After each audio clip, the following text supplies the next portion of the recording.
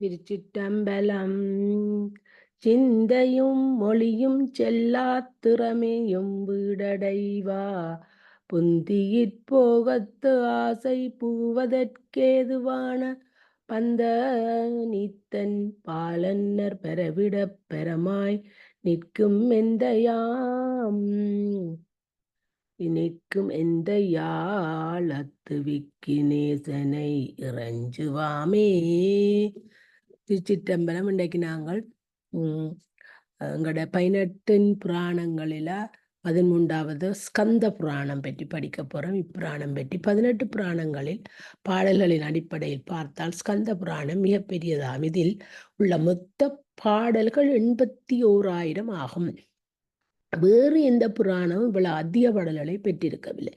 இதைவிட பெரிய ஒன்று உண்டு என்றால் அது 1,00,000 பாடலை கொண்ட வியாச பாரதமே ஆகும். சங்கர பகவானின் மகனாகிய ஸ்கந்தனால் இப்புராணம் சொல்லப்பட்டமையின் அவருடைய பெயரையே புராணம் தாங்கி நிற்கிறது.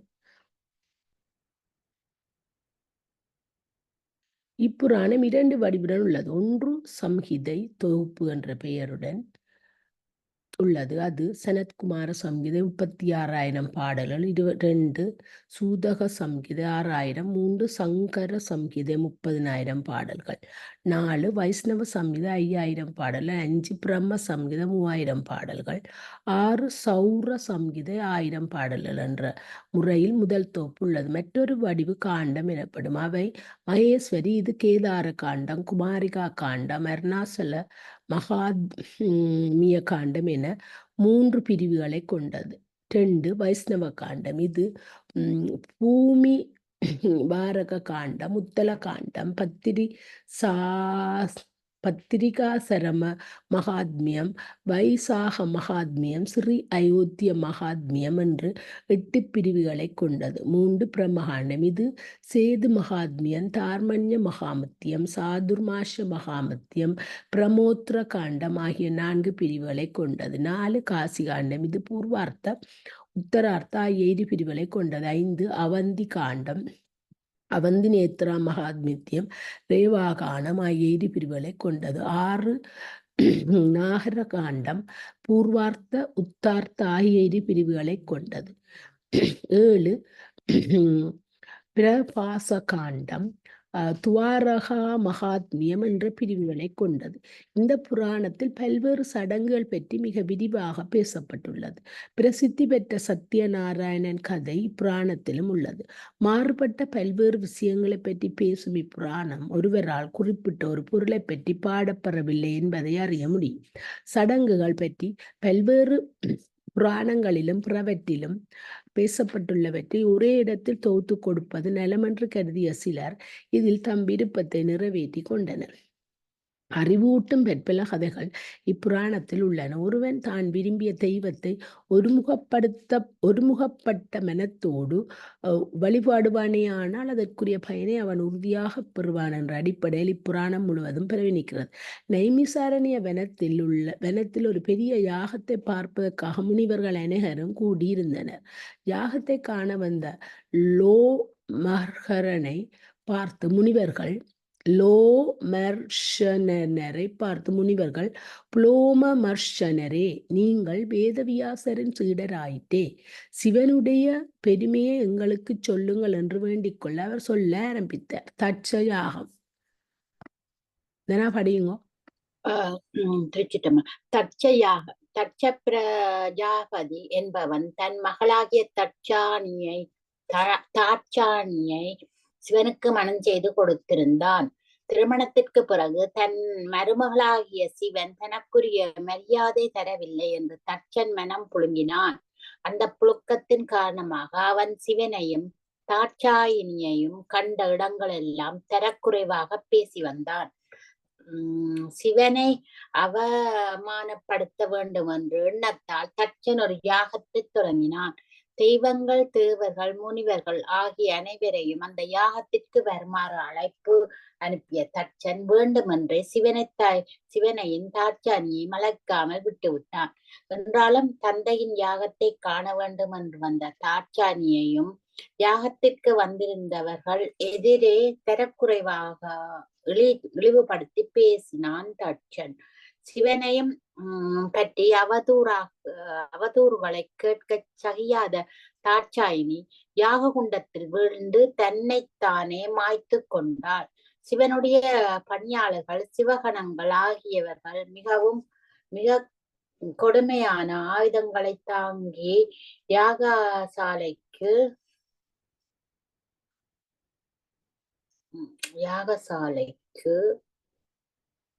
விரைந்தனர். சினங்கொண்ட சிவன் சினங்கொண்ட சிவன் ஜடாமுடியில் இருந்து ஒரு முடியை எடுத்து கீழே எறிந்தவுடன் அந்த முடி ஒரு பயங்கர உருவமாக பரிணமித்தது. 3 கண்களையும் 1000 கைகளையும் வீரபத்ரர் என்ற பெயரையும் கொண்ட வாசியுங்கவா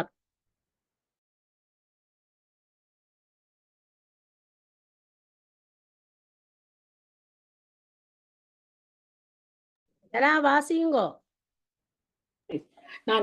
சினங்கொண்ட சிவன் தன் ஜடாமுடியில் இருந்து ஒரு முடியை எடுத்து கீழே இருந்தவுடன் அந்த முடி ஒரு பயங்கர உருவமாக பிரணமித்தது.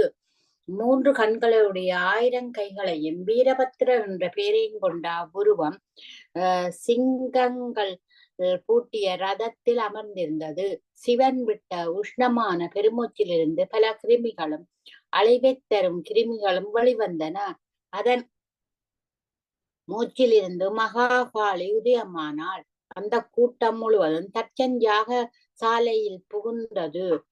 பிருகு புருஷா போன்ற முனிவர்கள் அவமானப்படுத்தப்பட்டனர்.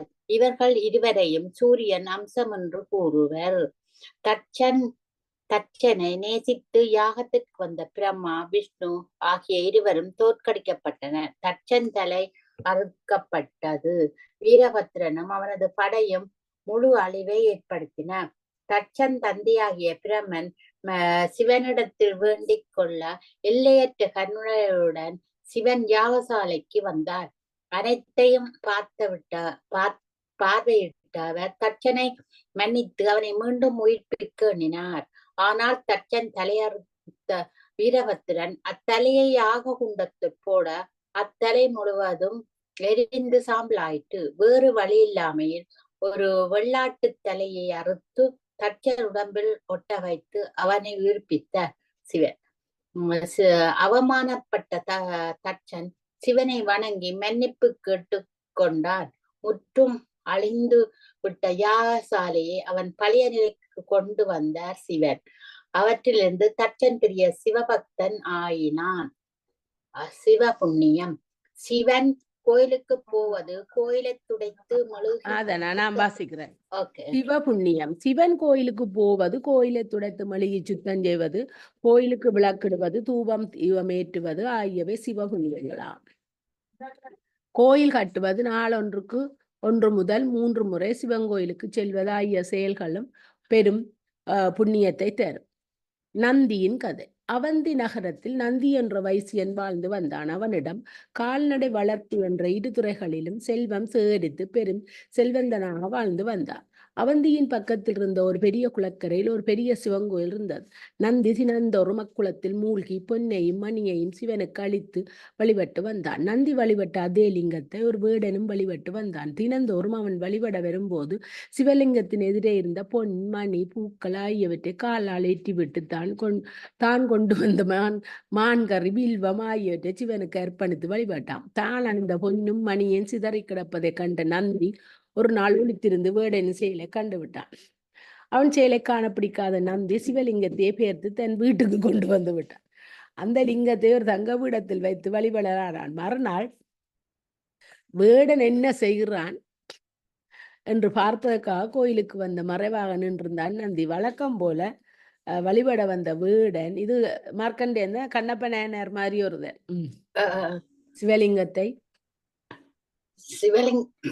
சிவலிங்கத்தை காணாமல் மனம் நொந்து போனான். தான் கொண்டு வந்திருந்த வில்வம், மான்கறி என்பவற்றுடன் தன்னுடைய குடலை மறுத்தெடுத்து லிங்கம் இருந்த இடத்தில் போட்டு விட்டு கதறி அழுதான். அவனுடைய பக்தியை மெச்சிய சிவன், வேடனே, நீ கையிலயங்கிரிக்கு வந்து எனக்கு அணுக்க தொண்டனாகி படிபுரிவாயாக என்று வரம் கொடுத்து மறைந்தார்.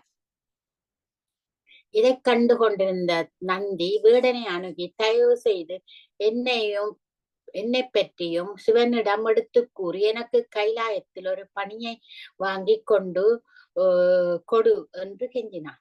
உடனே வேடன் பெரிய குரலில், சிவனே, எங்கிருக்கும் நந்தி வைசிய குலத்தைச் சேர்ந்தவன், பெரிய சிவபக்தன், தயவு செய்து கைலையில் இவனுக்கும் ஒரு இடமளிக்க வேண்டும் என்று மனமுருக வேண்டினான். சிவன் வழிபட்டு வேடனே, நீ சிவபக்தன் என்று குறிப்பிடும் யாரையும் எனக்கு தெரியாது என்று என்னுடைய பக்தர்கள் பாடா லோபம் இல்லாமல் மிக எளிமையாக முழு மனத்தோடு உள்ளன்போடும் என்னை வழிபடுவார்கள்.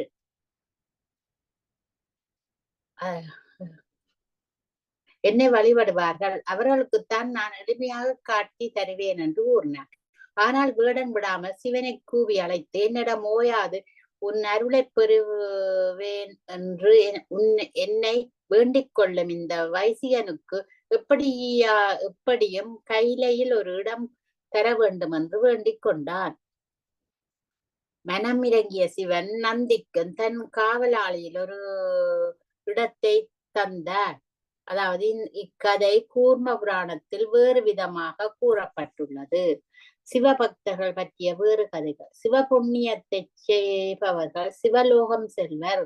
சிவன் கோயில் கைகளால் கூட்டி மெழுகுதலும் கால்களால் கோயிலை வலம் வருதலும் சிவபுண்ணியம் ஆகும். இது பற்றிய கதை வருமாறு: பறந்து செல்லும் ஒரு பூச்சி சிவன் கோயிலுக்குள் புகுந்து சிவனுக்கு படைக்கப்பட்ட பிரசாதத்தை சாப்பிட சென்றது. அது இறக்கிய படபடவென்று அடித்து கொண்டதால் கோயில் இருந்த தூசி அப்பால் போயிற்று. அந்த பூச்சி இறந்தவுடன் நேரே சிவலோகம் சென்று பலகாலம் அங்கு தங்கி இருந்து விட்டு மறுபடியும் காசிராசன் மகளாக பூமியில் பிறந்தது. காசிராஜன் மகளாக பிறந்தும் அப்பெண் தினந்தோறும் சிவன் கோயிலுக்கு சென்று தன் கைகளாலேயே கோயிலை கட்டி மெழுகி வந்தாள். இச்செயலை கண்ட உத்தலாக முனிவர், மகளே, உன்னுடன் நூற்றுக்கணக்கான காசிராசற்ற மகளவையத்தான் அந்த சத்தியவதி இந்த மகன் கல்யாணம் செய்து அவர் 2 பேரும் சாக வியாசருக்கு பிள்ளைகள் பிறந்துதான் இவ பஞ்சமண்ட பெற்ற திருதராட்டிரன், பாண்டு அவையல் பிறந்தவர். அவன் இந்த காசிராசன் மகள் அவையலுக்குத்தான் இவையல் எல்லாம் பிறந்தவ, குருடாயும் இதாயும். காசிராசன் மகளாக பிறந்தும் அப்பெண் தினந்தோறும் சிவன் கோயிலுக்கு சென்று தன் கைகளாலே கோயிலை கூட்டி மெழுகி வந்தாள்.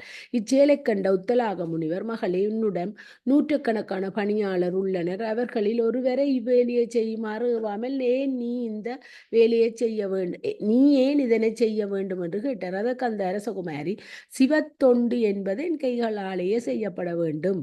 இது தவிர வேறு வழி எனக்கு தெரியவில்லை என்று கூறினான். சிவனை பூசித்து ராவணன் 10 தலைகளை பெற்றான். மேலும் வரங்கள் பெற வேண்டும் என்ற எண்ணத்தால் போன பிறகு சிவன் வெளிப்பட்டு என்ன வர வேண்டும் என்று கேட்க, யாராலும் வெல்லப்படாத வரம் வேண்டும் என்று கேட்டான். அந்த வரத்தை பெற்றுக்கொண்ட ராவணன் சில காலம் கழித்து தன் ஒன்றுவிட்ட சகோதரனாகிய குபேரனை பார்க்க கைலமலைக்கு சென்றான். ராவணனை தடுத்து நிறுத்திய நந்தி, குபேரன் வேறு ஒரு பணியில் ஈடுபட்டிருப்பதால் சற்று பொறுத்திருக்க கூறினான். பொறுக்க விரும்பாத ராவணன் நந்தியுடன் போர் புரிய தொடங்கி விட்டான். தன்னை ஒரு விலங்கு என்று ராவணனை கேலி செய்ததால் சினங்கொண்ட நந்தி, விலங்கினாலேயே உனக்கு மரணம் ஏற்படும் என்று சாபம் கொடுத்தார். பின்னர் ராமனுடன் சென்ற படைகள் நந்தியின் முகத்தை பெறாமல் குரங்கு முகங்களை பெற்றிருக்குமாறு சிவன் அந்த சாபத்தை மாற்றி அமைத்தார். நான் வந்துட்டேன், மறந்துவேன். நான் முடிக்கிறேன். நீலகண்டர் அமிர்தத்தை பெற வேண்டும் என்று தேவர்களும் அசுரர்களும் பாற்கடலை கடைய புறப்பட்டனர். மேலும் எளிய மத்தாகவும் வாசிய நானாகவும் வைத்து கடைய முற்பட்ட போது மத்து தங்குவதற்கு அடை இல்லாமல் கடைய முடியவில்லை. விஷ்ணு கூர்ம வடிவம் கொண்டு மேருமெலிய முதுகில் தாங்கினார். அதனால் பாற்கடல் கடையப்பட்டது. தேவர்களுடைய பேராசை காரணமாக கடைய வேண்டிய வேகம் அதிகப்படுத்தப்பட்டவுடன் பாற்கடலிலிருந்து மிகப்பெரிய விஷம் வெளியே வந்து தேவருலகம் முழுவதையும் மூடிக்கொண்டது. அதன் பயனாக தேவர்கள் உடல் கருத்தனர். விஷ்ணுவோ விஷம் பரவியதால் நீல நிறத்தை பெற்றுவிட்டார். யாரும் தாங்க முடியாத நிலை வந்தவுடன் கணேசர் சிவனிடம் சென்று உலகை காப்பாற்ற வேண்டும் என்று கூறியவுடன் சிவன் அந்த விஷத்தை எடுத்து உண்டு விட்டார். அது அவர் கண்டத்தில் தங்கி அதனை நீலரமா மாற்றிவிட்டு அதிலிருந்து அவருக்கு நீலகண்டன் என்று பெயர் வந்தது. ராகு என்ற பாம்பு பல தலைகளை கொண்டதால் தேவர்களை மிகவும் அச்சுறுத்தி வந்தது. தேவர்கள் சிவனிடம் முறையிட சிவன் அந்த பாம்பின் தலைகளை எல்லாம் கிள்ளி போட்டுவிட்டு ஒரே தலையுடன் இருந்த ராகுவை தலையில் சூடிக்கொண்டார். அதாவது ராகுவின் கதை மற்றும் புராணங்களில் வேறு விதமாக கூறப்பட்டுள்ளது. சிவலிங்க வரலாறு. சிவலிங்கத்தின் இலக்கணத்தை ஒருமுறை அகஸ்தியருக்கு நந்தி விளக்கி கூறினார். சத்வ, ராஜ்ய, தாமச ஆகிய குணங்களையும் தன்னுள் பெற்று நிற்பவள் பிரகிருதி ஆவாள். யுக முடிவில் இந்த முக்குணங்களும் பிரகிருதியும் பரமாத்மாவில் சென்று லயித்து விடுகின்றன. இவ்வாறு லயத்த நிலையில் இந்த லிங்க வடிவமாக காட்சி அளிக்கிறது. முக்குணங்களும் அதனுள் அடங்கி விடுதலில் லிங்கம் நிற்குணமாக விளங்குகின்றது. இந்த லிங்க வடிவிலிருந்து சிவன் வெளிப்பட்டு மனைவி, பிள்ளைகள் என்பவருடன் மக்கள் ஏற்றுக்கொள்ளுகின்ற முறையில் காட்சி அளிக்கின்ற தாரகாசுரன் கதை. தாட்சாயினி தட்சனுடைய யாககுண்டத்தில் விழுந்து உயிரை விட்டாள். தாட்சாயினி இல்லாமையால் சிவன் மிகவும் மனம் மாறுபட்ட நிலையில் எதிலும் ஈடுபடாமல் தவம் செய்து கொண்டிருந்தார். சிவன் தேவர்களுக்கு உதவ மாட்டார் என்று தெரிந்தவுடன் அசுரர்கள் மிக மகிழ்ச்சி அடைந்தனர். தைத்திரியர்கள் ஒருவராகிய நமுச்சி என்பவன் மகன் தாரகன் பிரம்மாவை குறித்து கடுந்தவம் இயற்றினான். அவன் தவத்திற்கு மெச்சிய பிரம்மா என்ன வரம் வேண்டும் என்று கேட்டபோது யாராலும் வெல்லப்படாத ஒரு ஆற்றல் வேண்டும் என்று தாரகன் கேட்டான். அத்தகைய ஒரு வரத்தை தர எனக்கு ஆற்றல் இல்லை என்று பிரமன் கூறிவிட்டு அதற்கு பதிலாக உனக்கு ஒரு நல்ல வரத்தை தருகிறேன். ஒரு குழந்தை தான் உன்னை வெல்ல முடியும் என்றார். அதை கேட்ட தாரகன் பெருமகிழ்ச்சி அடைந்தவராய் இந்திரன் முதலானவருடன் போர் புரிந்து தேவர்கள் அனைவரையும் தேவலோகத்தினின்று விரட்டி விட்டான். தேவருளிலிருந்து விரட்டப்பட்ட தேவர்கள் செய்வதறியாது திகைத்து இமவானிடம் சென்றனர். அவனிடம் நீயும் உன் மனைவியாகிய மேனையும் தவம் இயற்றி சிவன் மணக்கக்கூடிய ஒரு பெண்ணை பெற வேண்டும் என்று வேண்டிக் கொண்டனர். அவர்கள் வேண்டுகோளுக்கு இணங்கி இமவான் தவம் செய்து பெற்ற பெண்ணே உமா, கௌரி, பார்வதி என்ற பல பெயர்களில் அழைக்கப்படும் பெண்ணாவாள். அப்பெண் தீயில் விழுந்த இறந்த தாட்சாயினி அன்றி வேறு யாரும் இல்லை.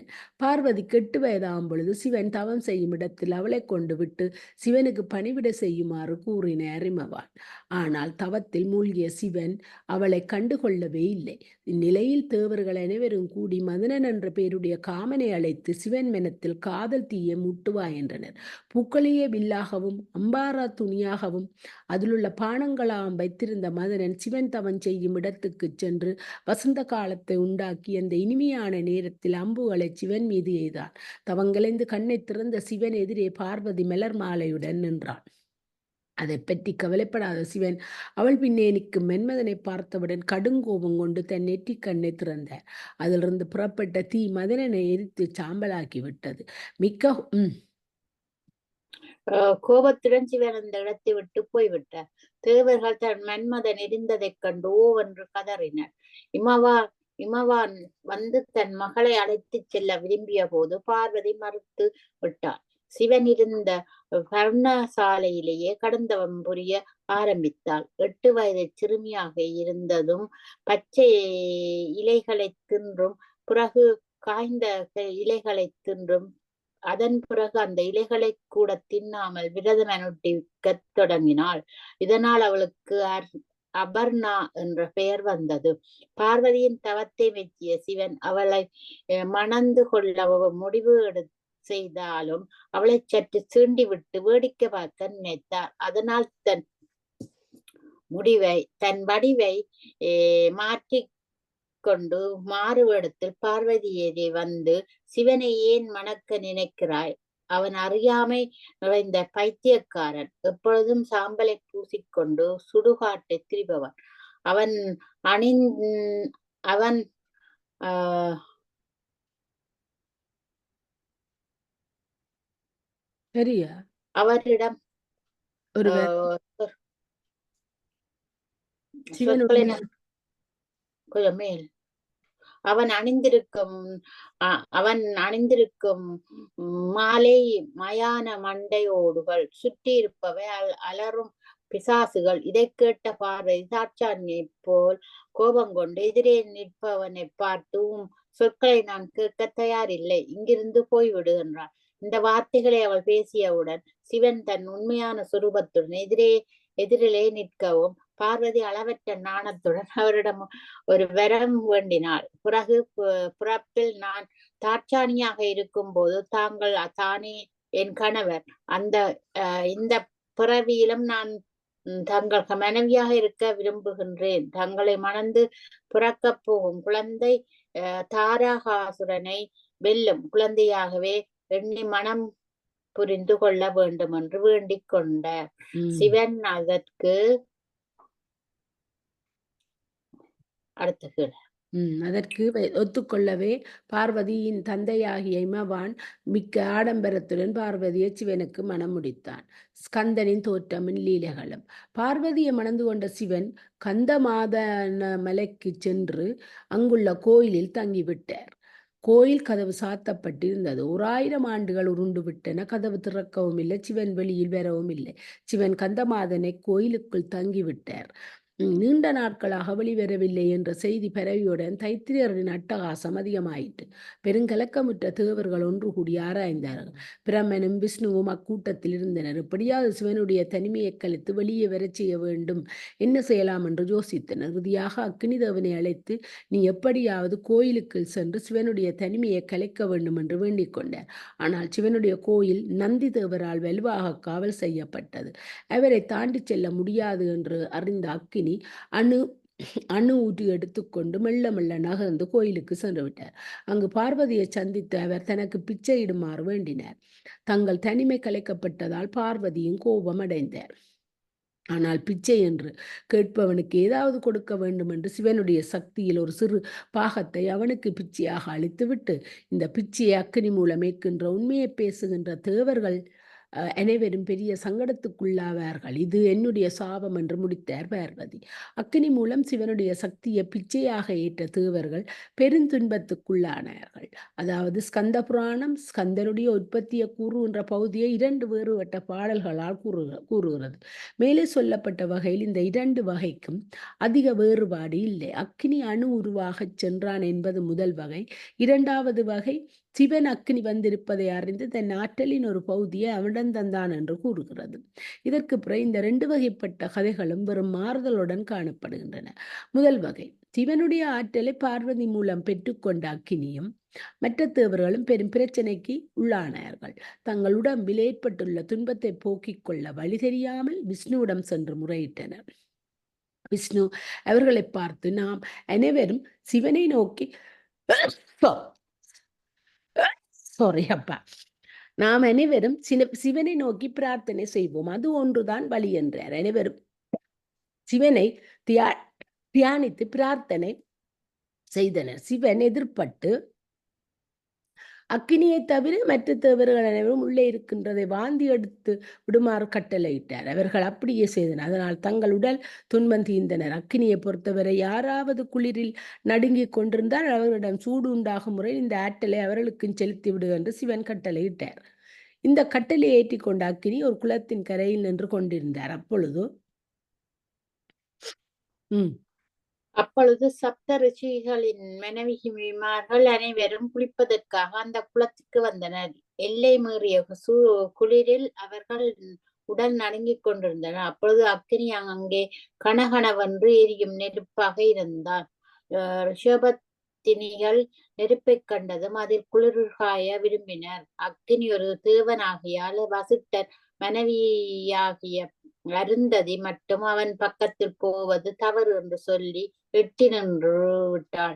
அதனால் மற்ற அறுவரும் அக்கினியின் பக்கத்தில் சென்றனர். அவர்களுடைய உடம்பில் உள்ள சதை, தோல் என்பவற்றின் மூலமாக தன்னிடம் இருந்த ஆற்றலை அவர்கள் செலுத்தி விட்டார். ரிஷ பத்தினிகள் வீடு திரும்பினர். நடந்ததை கேள்வியோ அறுவரும் அவர்களை மனைவியாக ஏற்றுக்கொள்ள மறுத்து நட்சத்திரங்களாக போக கடவீர் என்று சாபமிட்டனர். ஆனால் ரிஷிய பத்தினிகள் நட்சத்திரங்களாக போவதற்கு முன்னர் சிவனுடைய ஆற்றலை இமயமலையில் மேல் உதறிவிட்டனர்.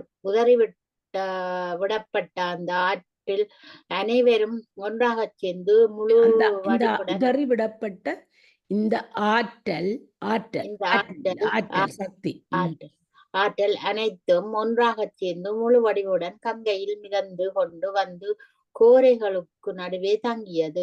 இந்த ஆற்றலில் இருந்து 6 முகங்களையுடைய குழந்தை பிறந்தது. அந்த குழந்தையின் சில பகுதிகள் கார்த்திகை பெண்கள் உடம்பில் சில காலம் இருந்ததால் கார்கா முனிவர் அக்குழந்தைகளுக்கு கார்த்திகேயன் என்று பெயரிட்டார். இந்த குழந்தை கங்கையில் மிதந்து வந்ததால் காங்கேயன் என்று பெயர் ஏற்பட்டது. இவற்றையில் அல்லாமல் குகன், விசாகன், ஸ்கந்தன், குமரன், அதிபாலன் என்று பெயர்களும் ஏற்பட்டன. காங்கேசன் தோற்றம் குறித்த செய்தி எங்கும் பரவி பார்வதியை எட்டிட்டு உடனே பார்வதி குழந்தையை காண விரும்பினார். நாரதரும் இவர்கள் வருகைக்கு உதவி புரிந்தார். சிவனும் பார்வதியும் கார்த்திகேயன் இருந்த இடத்தை நெருங்கினர். பல வாத்திய கோஷங்கள் எழுப்பப்பட்டன. தேவர்கள் பூமாரி பொழிந்தனர். குழந்தையை பார்வதி எடுத்து அணைத்து கொண்டாள். பிறகு சிவனும் எடுத்து அணைத்து கொண்டார். குழந்தையை அணைத்து கொண்ட சிவன், இந்த குமரன் என்ன செய்ய வேண்டும் என்று வேண்டும், உங்களுக்கு என்ன என்று குமரன் என்ன செய்ய உங்களுக்கு என்று கேட்டார். தேவர்கள் குமரனை எங்கள் படைத்தலைவனாக ஆக்குங்கள் என்று வேண்டிக் கொண்டனர். அந்த நேரத்தில் பிரமனுடைய ஆணையின்படி மிருத்துவின் மகனாகிய சேனா என்பவள் அங்கே வந்து சேர்ந்தாள். அப்பொழுது தேவர்கள் சிவனை பார்த்து, இந்த பெண் குமரனை கணவனாக அடைய வேண்டும் என்று பலகாலம் தவம் செய்தாள் என்று கூறினர். இதனை சிவன் ஏற்றுக்கொள்ள உடனே சேனாவை குமரனுக்கு மனம் முடித்தனர். சேனாவை மணந்ததான் தேவசேனா தேவயானை மணந்ததால் சேனாவுக்கு தலைவன் என்ற முறையில் சேனாதிபதி என்ற பெயர் குமரனுக்கு ஏற்பட்டது. இந்த நேரத்தில் கார்த்திகை பெண்கள், கார்கா முனிவர், பார்வதி ஆகிய மூவருடைய குழந்தை யாருடையது என்பதில் பெரிய கலகம் விளையத் தொடங்கியது. அங்கே வந்த நாரதர், சிவனுக்கும் பார்வதிக்கும் பிறந்த குழந்தை பெரிய அசுரனை அழிப்பதற்காகவே என்ற சிறப்பாக கூறப்பட்டதாகும். ஆகவே நீங்கள் உரிமை கொண்டாட வேண்டாம் என்று கார்த்திகை பெண்களை அடக்கினர். குமரனுடனே கார்த்திகை பெண்களை பார்த்து, நீங்கள் என்றும் கார்த்திகை நட்சத்திரங்களின் இடமாக ஆகாயத்தில் இருப்பீர்களா என்று வரமளித்தார். இதற்கு அடுத்தபடியாக ஸ்கந்த புராணத்தில் இதே கதை முற்றிலும் வேறு விதமாக சொல்லப்பட்டது. அந்த கதையில் சிவனுக்கு இடமே இல்லை. ஸ்கந்தன் அக்கினியின் புதல்வன் என்று சொல்லப்பட்டுள்ளது. தாரகன் போர். தேவர்கள் ஸ்கந்தனிடம் வந்து தங்களுக்கு உதவியாக போரிட்டு தாரகனை அழிக்க வேண்டும் என்று வேண்டிக் கொண்டனர். போர்க்களத்தில் அசுரர்களும் தேவர்களும் நேருக்கு நேராக போர் புரிய தயாராக நின்றனர். ஸ்கந்தன் ஒரு அதிசயிக்கத்தக்க விமானத்தில் ஏறியிருந்தார். அதாவது 2வது வகை வரலாற்றில் இவர் மயில் மீது அமர்ந்து போருக்கு வந்தார் என குறிக்கப்பட்டுள்ளது. இந்திரன் ஐராவதம் மேலும் யமன், வருணன், அக்கினி, குபேரன் ஆகியோர் தத்தம் வாகனங்களிலும் ஏறி வந்திருந்தனர். அவர்கள் படைகளும் அவர்களை சுற்றி நின்றன. எண்ணில் அடங்காத படைக்கலங்களையும் அவர்கள் தாங்கி நின்றனர். எதிரணியில் தாரகனும் ஒரு அற்புதமான விமானத்தின் மேல் ஏறி வந்தான். அவனை சுற்றி யானை, குதிரை முதலிய 4 வகை படைகளும் தக்க ஆயுதங்களுடன் போருக்கு தயாராக நின்றன. சண்டை தொடங்கியது. தேவர்களுக்கு உதவியாக மாந்தாதாவின் மகனாகிய முசுகுந்தனும் சிவனிடம் தோன்றிய வீரபத்திரனும் போரிட்டனர். சண்டை தொடங்கிய சற்று நேரத்திற்கெல்லாம் இந்த படைகள் தாரகனை எதிர்த்து நிற்க முடியாதென விஷ்ணு அறிந்து கொண்டார். எனவே அவர் ஸ்கந்தனிடம் வந்து அருள் கூர்ந்து சண்டைக்கு புறப்பட வேண்டும் என்று வேண்டிக் கொண்டார். ஓடிக்கொண்டிருந்த தேவர்களை பார்த்த தாரகன் பெருங்கூச்சலுடன், வெட்கம் கெட்டவர்களே, தாரகனாகிய என்னுடன் ஒரு குழந்தையை போருக்கு அனுப்ப நீங்கள் எப்படி துணிந்தீர்கள்? இந்த நிலையில் இந்திரன் வஜ்ராயுதத்தால் தாரகனை அடித்தான். அதே வச்சிராயத்தை பிடுங்கிக் கொண்டு இந்திரனை அடித்து கீழே தள்ளினான் தாரகன். பேடித்தன்மை உள்ள இந்திரனே, உன்னை போல் ஒரு வெக்கங்கெட்ட கோளை தேவர்களுக்கு அரசனாக இருந்தால் ஒரு குழந்தையை தான் போருக்கு அனுப்ப முடியும் என்று எள்ளி நகையாடினான். இந்திரனுக்கு உதவியாக வந்த வீரபத்திரனை மார்பில் குத்தி கிழித்து விட்டான். இந்த நிலையில் ஸ்கந்தன் போர்க்களத்தில் பூந்தார். இருவருக்கும் இடையே பெரும் போர் தொடங்கிட்டு. வலிமை வாய்ந்த ஆயிரக்கணக்கான ஆயுதங்களை அவர்கள் ஒருவர் மேல் ஒருவர் புரோகித்துக் கொண்டனர். ஆனால் இந்த ஆயுதங்களால் இருவருக்கும் ஒரு தீங்கும் உண்டாகவில்லை. ஒரு முறை தாரகன் எய்திய ஈட்டி கந்தன் மார்பில் இதுல வந்த தாரகன் வேற, அங்க முப்புறம் எரிச்சதுல வர்ற தாரகாசுரன் வேற. எய்திய ஈட்டி கந்தன் மார்பில் பட அவர் மயக்கமாக, ஆனால் மறுபடி வினாடிய சுயநிலைவரை பெற்று போருக்கு தயாரானர். கந்தவர்கள், அப்சரசர்கள், முனிவர்கள் ஆகியோர் ஆகாயத்தில் கூடி நின்று இந்த போரை வேடிக்கை பார்த்து கொண்டிருந்தனர். அவர்கள் ஒருவரை ஒருவர் பார்த்து, இவர்களில் யார் ஜெயிப்பார்கள் என்று சொல்லுங்கள் என்று ஒருவர் கேட்டு கொண்டிருந்தனர். அவர்களை பார்த்த ஸ்கந்தன், அஞ்ச வேண்டாம், மிகவும் சமர்த்தனான இந்த அசுரனை நான் கொன்று விடுவேன் என்று கூறிவிட்டு அவர் வேலை எறிய அது தாரையன் தலையை வெட்டிட்டு என்று கூறுவது ஒரு புராணம். அதாவது வேலினால் குத்தலாமை தவிர தலையை வெட்டுவது இயலாத காரியம் என்ற கருத்தை மனத்தில் கொண்டு இரண்டாவது வகை ஸ்காந்தம் முருகன் வேலை எறிந்தான் என்றும் அது தாரகன் மார்பை கிழித்தது என்றும், அது கிழித்ததோடு அல்லாமல் அவனை பூமியில் தள்ளி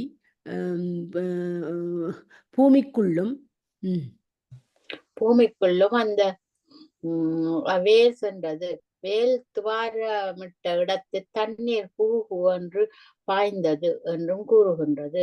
வெற்றி பெற்ற ஸ்கந்தனை பார்வதி மடியில் எடுத்து வைத்துக் கொண்ட தேவர்கள் பூமாறி பொழிந்தனர். பிரலம்பன் போர்.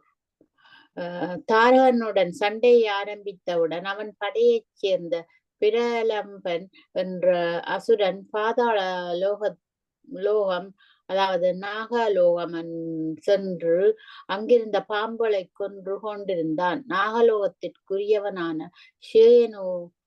ஷேனும் அவன் உடன் இருந்தவர்களும் ஸ்கந்தனை பார்க்க தேவருலகம் வந்துவிட்டனர். இந்த நிலையில் நாகர்கள் கொல்லப்படுவதை குமுதா என்பவன் சேஷனிடம் கூறினான். சேஷன் முருகனை வேண்டிக் கொள்ள முருகன் இங்கிருந்தபடியே வேலை ஏவ அது நாகலோகம் சென்று பிரலம்பனை கொன்றது. அப்பணி முடிந்த முருகனுடைய வேல் பாதாள லோகத்தில் தோன்றி பாதாள கங்கை குளித்துவிட்டு முருகனிடம் வந்து சேர்ந்தது. வேலினால் உண்டாக்கப்பட்ட ஆற்றிற்கு சித்தகுபா என்று ஸ்கந்தன் பெயரிட்ட. வலா என்ற அசுரன் மகனாகிய வனா என்பவன் முருகனுக்கு பயந்து கிரஞ்சமலையை அடைந்து அதில் ஒளித்திருந்தான். கிரஞ்சமலையில் வானவை போன்ற கொடியவர்கள் பலர் மறைந்து வாழ்ந்து வந்தனர். முருகன் வேலை ஏவ அதனால் கிரஞ்சம் துளைக்கப்பட்ட பொழுது வனா முதலிய அசுரர்கள் கொல்லப்பட்டனர். அதாவது இந்த இரு கதைகளும் விஷ்ணு புராணத்தில் இடம்பெற்றுள்ள கதைகளாகும். இங்கு இவர்கள் இருவரையும் கிருஷ்ணன் கொன்றான் என்று சொல்லப்படுகின்றது. எல்லா புராணங்களிலும் இருந்தும் அதிக மாற்றங்கள் செய்யாமல் கதைகளை அப்படியே எடுத்துக்கொண்டு அந்த புராணங்களில் கிருஷ்ணன் முதலியவர்கள் போர் செய்தார்கள் என்று கூறுவதற்கு பதிலாக ஸ்கந்தன் போர் செய்தார் என்று ஸ்கந்த புராணம் பேசுகிறது. அது மட்டுமில்லாமல் மகிஷாசுரன் கதையை சொல்லி அவனையும் முருகன் தான் வென்றார் என்று ஸ்கந்த புராணம் பேசுகிறது. சுவேதாவின் கதை. சுவேதா என்ற மன்னன் சிறந்த சிவபக்தன். சிவபூசையிலும் தியானத்திலும் பெரும் பொழுதை கழிக்கும் அவன் இறுதி நாளும் வந்தது. ஜமபடர்கள் அவனை அழைத்து போக வந்தனர். ஆனால் அவன் கோயிலுக்குள் தியானத்தில் அமர்ந்திருந்தான். ஆனால் ஜமபடர்கள் கோயிலுக்குள் செல்ல அஞ்சி வெளியே நின்றனர். அவர்கள் வராதது கண்ட ஜமன் தானே அங்கு வந்து சேர்ந்தான். கடமையை செய்யாத ஜமபடர்களை கண்டித்து விட்டு உள்ளே சென்று ஸ்வேதாவின் ஆவியை பறிக்க போனான். ஆனால் சிவலிங்கத்திலிருந்து வெளிப்பட்ட சிவன் தன் நெற்றிக்கண்ணை திறந்து ஜமனை எரித்து விட்டார். இதுவரையில் தியானத்தில் ஆழ்ந்திருந்த ஸ்வேதா நடந்தவற்றை அறியவில்லை. இந்த கலேபரத்தில் கண்விழித்த ஸ்வேதா நடந்ததை அறிந்து சிவனிடம், ஐயனே, தாங்கள் செய்தது முறையா? எல்லோருடைய காலத்தையும் கணக்கிட்டு கொண்டு போவதால் தானே இவனுக்கு காலன் என்று பெயர் வந்தது. அவன் கடமையை அவன் செய்ததுக்காக அவன் இருக்கலாமா? காலன் இல்லாத உலகம் பயங்கரமா பெருகி கொண்டே போய்விடும். தயவு செய்து அவனை எழுப்பி அவன் கடமையை செய்யுமாறு அழைக்க வேண்டும் என்று வேண்டிய சிவனும் சிரித்துக்கொண்டு அவனை எழுப்பி விட்டார். காலன் ஸ்வேதாவுக்கு நன்றி பாராட்டி விட்டு சென்றேன். அதாவது தமிழ்நாட்டில் இக்கதை போலவே வழங்கும் மார்க்கண்டேயன்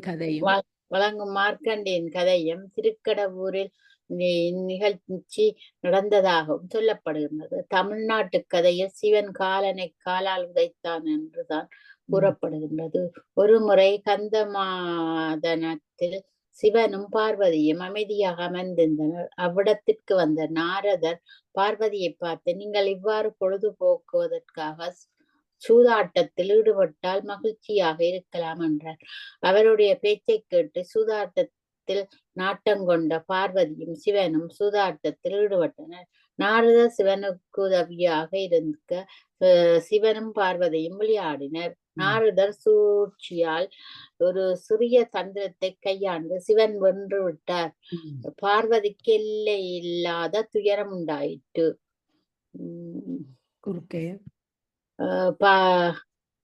குறுக்கே புகுந்த நாரதர், இது என்ன பிரமாதம்? இந்த 3 உலகத்தில் சிவனை வெல்வார் யாரும் இல்லை. ஆகவே அவரிடம் தோற்பதென்பது பெரிய அவமானம் என்று தூபம் போட்டார். மறுபடி ஒரு முறையாட வேண்டும் என்று முடிவு செய்து ஆடத் தொடங்கினர். இம்முறை சூதாட்டத்தில் பார்வதி வென்று விட்டார். சிவனையும் நாரதரையும் பார்த்து ஏதோ வெல்லவே முடியாது என்று கூறினீர்களே, இப்பொழுது என்னவாயிற்று என்று பார்த்தீர்களா? பார்வதி ஆகிய நான் இல்லாமல் சிவன் ஒன்றும் செய்துவிட முடியாது. அவருக்கு இந்நிலையை தந்ததே நான் தான் என்று கூறி தான் ஜெயித்ததற்கு அடையாளமாக சிவன் முடியில் இருந்த சந்திரன் மேலானவற்றை பந்தயம் பொருளாக பெற்று கொண்டார். இந்த நிலையில் பிருங்கி முனிவர் அங்கு வந்தார். தாயே, நீங்கள் பேசுவது நியாயமில்லை. எந்த உலகத்திலும் சிவனை வென்றவர் யாரும் இல்லை. இமவான் புத்திரியான தாங்கள் பல காலம் தவம் செய்து சிவனை அடைந்ததை மறந்து விட்டீர்களா? இதற்கு முற்புறவியில் தச்சன் மகளாக பிறந்தது நினைவில்லையா? யாகசாலையில் பலருடைய முன்னிலையில் சிவனை அவன் இழுத்து பேசினான். அதை என்னால் பொறுக்க முடியவில்லை என்று சொல்லி கொண்டுதானே யாகுண்டத்தில் விழுந்து விட்டீர்கள். அப்படி இருக்க இப்பொழுது சிவனுக்கு குறை கூறுவது நியாயமா? தாங்களே அவருக்கு சக்தி பதவி என்று கூறுவது எவ்வளவு பொருத்தமற்றது என்று கூறினார். பார்வை சிறிதும் மனதும் மாறாமல் இருந்து விட்டார். ஆனால் சிவன் மிக்க கோபத்துடன் கந்தமாதனத்தை விட்டு வெளியேறி சித்தாடவி என்ற காட்டின் நடுவே சென்று தவத்தில் அமர்ந்து விட்டார். அவரை தவிர குபேரன் உள்பட அனைவரும் கைலை மலையிலேயே இருந்தனர். சிறிது காலம் கழித்து சிவனை விட்டு பிரிந்திருக்க முடியாத பார்வதி அழகிய பெண் வேடம் கொண்டு சிவன் தவம் செய்யும் இடத்தில் சென்று அவர் தவத்தை கலைத்தார். இப்பெண்ணின் அழகில் ஈடுபட்ட சிவன், என்னை மணந்து கொள்கிறாயா என்று கேட்டார். அந்த பெண், எனக்கு ஒன்றும் தடையில்லை, என் தந்தை இமவாண்டன் வந்து நீ சம்மதம் பெற வேண்டும் என்றார். சிவன் இமவாண்டன் செல்ல இமவான் சிரித்துக்கொண்டே, நீங்கள் புதிய மருமனாக வர வேண்டியதில்லை, எனது பழைய மருமகன் தான் நீங்கள் என்று சொல்ல நாரதர் அங்கு தோன்றி, ஐயனே, நம்முடைய பிரச்சனைக்கெல்லாம் காரணம் பெண்களே. தாங்கள் தவம் செய்து கொண்டிருந்ததை கலைத்ததும் ஒரு பெண் தான் என்றார். இவற்றை கேட்ட சிவன் மிகவும் தர்ம சங்கடத்தில் ஆழ்ந்து கந்தமாதனத்துக்கு தவம் செய்ய போய்விட்டார். சில காலம் கழித்து சிவன் இல்லாத கைலாசம்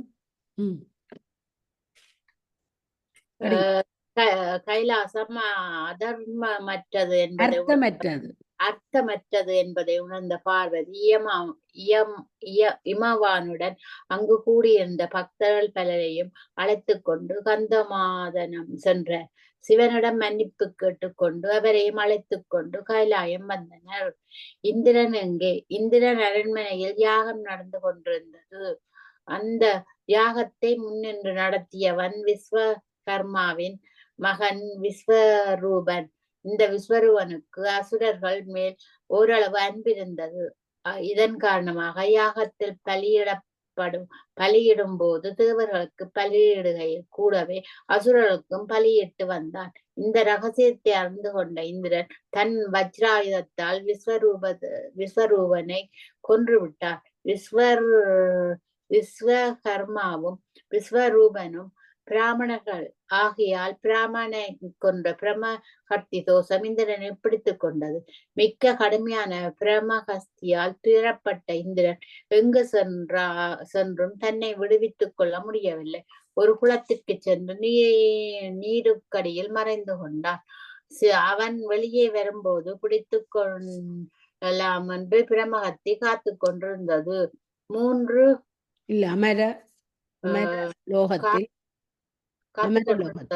அமரலோகத்தில் இந்திரன் இல்லாமையால் அரசன் இல்லாத 3 லோகங்களும் துன்பத்திற்குள்ளாயின. பஞ்சம், வறட்சி, பசி என்பவை அனைவரையும் பிடித்து வாட்டலாயிற்று. நாரதரின் அறிவுரையில் பேரில் நகுஷன் என்பவன் இந்திரனாக்கப்பட்டான். ஆனால் அவன் அகஸ்தியரால் சாபப்பட்டு திருவிளையாடல் புராணத்துல இது வருது, தெரியும் தானே? திருவிளையாடல் புராணத்துல இது வருது. இந்த நௌஷன் இந்திரனுக்காண்டி வந்து இந்திராணி மேல் ஆசைப்பட அகத்தியர் அந்த பாம்பாக மாறி அவர் போயிட்டார். அடுத்த அகஸ்தியரால் சபிக்கப்பட்டு பாம்பாக மாறிவிட்டான். அடுத்த யாயாதியை இந்திரனாக முயன்றனர். அளவு மீறிய தற்பெருமையுடைய அவன் இதுவரை செய்த நற்காரியங்களை தம்பட்டம் அடித்துக்கொண்டு இந்திர பதவி தன்னை தேடி வந்தது தன் புண்ணியத்தின் காரணமாகத்தான் என்று பெருமைப்பட தொடங்கினான். இதனால் அவனுக்கும் இந்திர பதவி நிலைக்கவில்லை. வேறு வழியின்றி பழைய இந்திரனையே கொண்டு வர வேண்டும் என்று தேவர்கள் முடிவு செய்தனர். நாரதர் பழைய இந்திரனை கூப்பிட்டவுடன் அவன் பிரமஹத்தியிடம் நிலைமையை விளக்கினார். பிரமஹத்தி இந்திரனை விட்டால் எனக்கு இடம் எங்கே என்று கேட்க, தண்ணீர் ஓடுகின்ற ஆறு, அதன் பக்கத்தில் உள்ள மரம், பூமியில் ஏதாவது ஒரு பகுதி, ஏதாவது ஒரு பெண், இந்த 4லும் பிரமஹத்தி வாழலாம் என்று கூறியவுடன் பிரமஹத்தி இந்திரனை விட்டு விட்டது. இந்திரனை கொண்டு வந்து மிக்க ஆரம்பத்துடன் முடிசூட்டினான். விருத்துராசுரன் கதை. விஸ்வகர்மாவின் மகன் விஸ்வரூபனை கொன்ற தோஷத்தில் இருந்து இந்திரன் தப்பித்து கொண்டாலும் விஸ்வகர்மா இந்திரனை மன்னிக்க தயாரில்லை. தன் மகனை கொன்றதற்கு இந்திரனை பழிவாங்க வேண்டும் என்ற முடிவுக்கு வந்த விஸ்வகர்மா மிகப்பெரிய தவத்தில் ஈடுபட்டான்.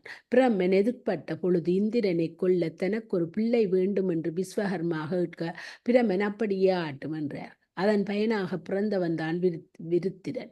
சிறு குழந்தையாக பிறந்தவுடனேயே நாளொன்றுக்கு 3 வில்லுயரம் வளர்ந்தான். பயங்கரமான வடிவுடன் திகழ்ந்தான். சிவனை குறித்து பெருந்தவன் செய்து நினைத்தற்குரிய பேராற்றலை பெற்றான்.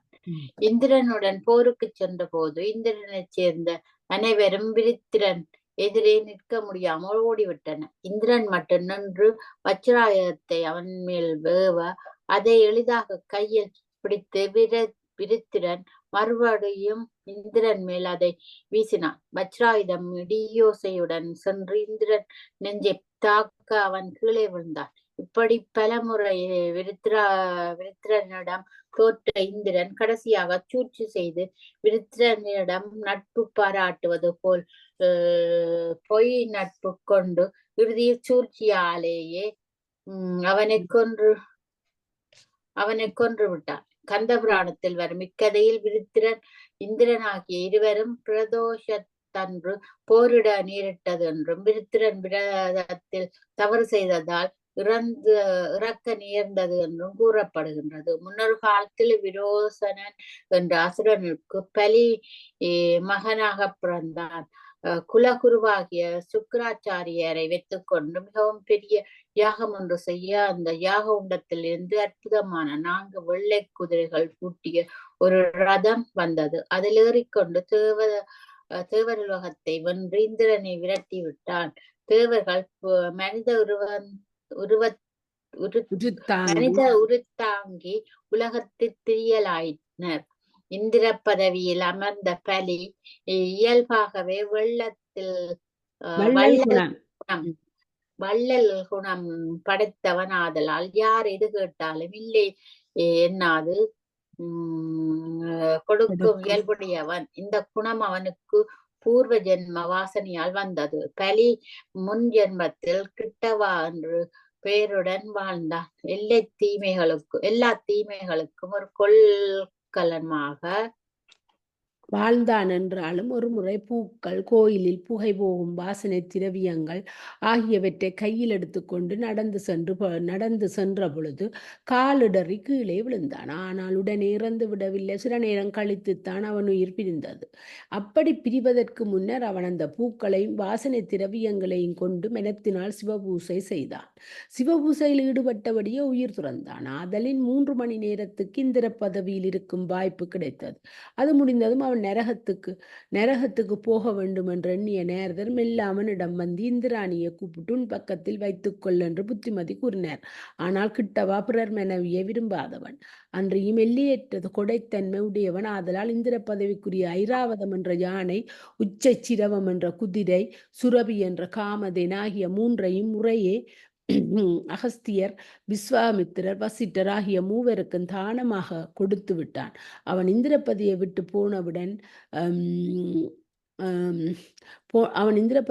போனவுடன் பழைய இந்திரன் பதவிக்கு வந்தான். தான் மிகவும் விரும்பி வைத்திருந்த யானை, குதிரை, பசி இந்த 3ஐயும் கொடுக்கப்பட்டு விட்டதை அறிந்த இந்திரன் அந்த முனிவர்களை அழைத்து அவற்றை திருப்பி தருமாறு கேட்டான். எந்த பொருளிலும் பற்றில்லாத அவர்கள் சற்றும் தயக்கமின்றி திருப்பி தந்து விட்டனர். வல்லன்மைக்கு குணமுடைய இந்த கிட்டாவாதான் மறுபிறப்பில் பலியாக பிறந்தவன். எனவே இந்த பிறப்பிலும் வல்லன்மை உடையனவாக இருந்தான். 99 யாகம் செய்த பலி சுக்கிராச்சாரியர் ஏவலில் 100வது யாகத்தை தொடங்கினான். யாகத்தில் வாமனன் வந்ததும் 3 அடி மண் கேட்க சுக்கிராச்சாரியார் அவன் விஷ்ணு ஆகவே இவனுக்கு கொடுக்காதே என்று சொன்னதும் முன்னர் பல புராணங்களிலும் வந்துள்ளது. இதற்கு மேல் ஸ்கந்த புராணம் புதுமையான சில செய்திகளை கூறுகின்றது. சுக்கிராச்சாரி சொன்னதும் பலி வந்திருப்பது விஷ்ணு என்பதை நான் நன்கு அறிவேன். அவன் எனக்கு விடுதலை நல்கவே வந்திருக்கின்றான். ஆகவே அவன் கேட்ட 3 அடி இல்லத்தை தரத்தான் போகின்றேன் என்று கூறினான். சுக்கிராச்சாரி மிகுந்த கோபத்துடன் யாகசாலையை விட்டு போய்விட்டார். வாமனன் விரும்பியபடியே பலி தாரை வார்த்து கொடுத்தான். வாமனன் வளர்த்த பூமியையும் ஆகாயத்தையும் 2 அடிகளால் அளந்த பிறகு தன்னுடைய உருவத்தை சுருக்கி கொண்டு பலியின் சிம்மாசனத்தில் அமர்ந்து கொண்டார். இப்பொழுது விஷ்ணு தான் ஒன்றும் பேசாமல் கருடனை அழைத்தார். அங்கே வந்த கருடன் பலியை பார்த்து, விஷ்ணுவின் 3வது அடிக்கு இடமெங்கே, நீ உன் வார்த்தையை காப்பாற்ற வேண்டுமே என்று சொல்லி கயிற்றால் பலியை இருக்க கட்டி விட்டான். கருடன்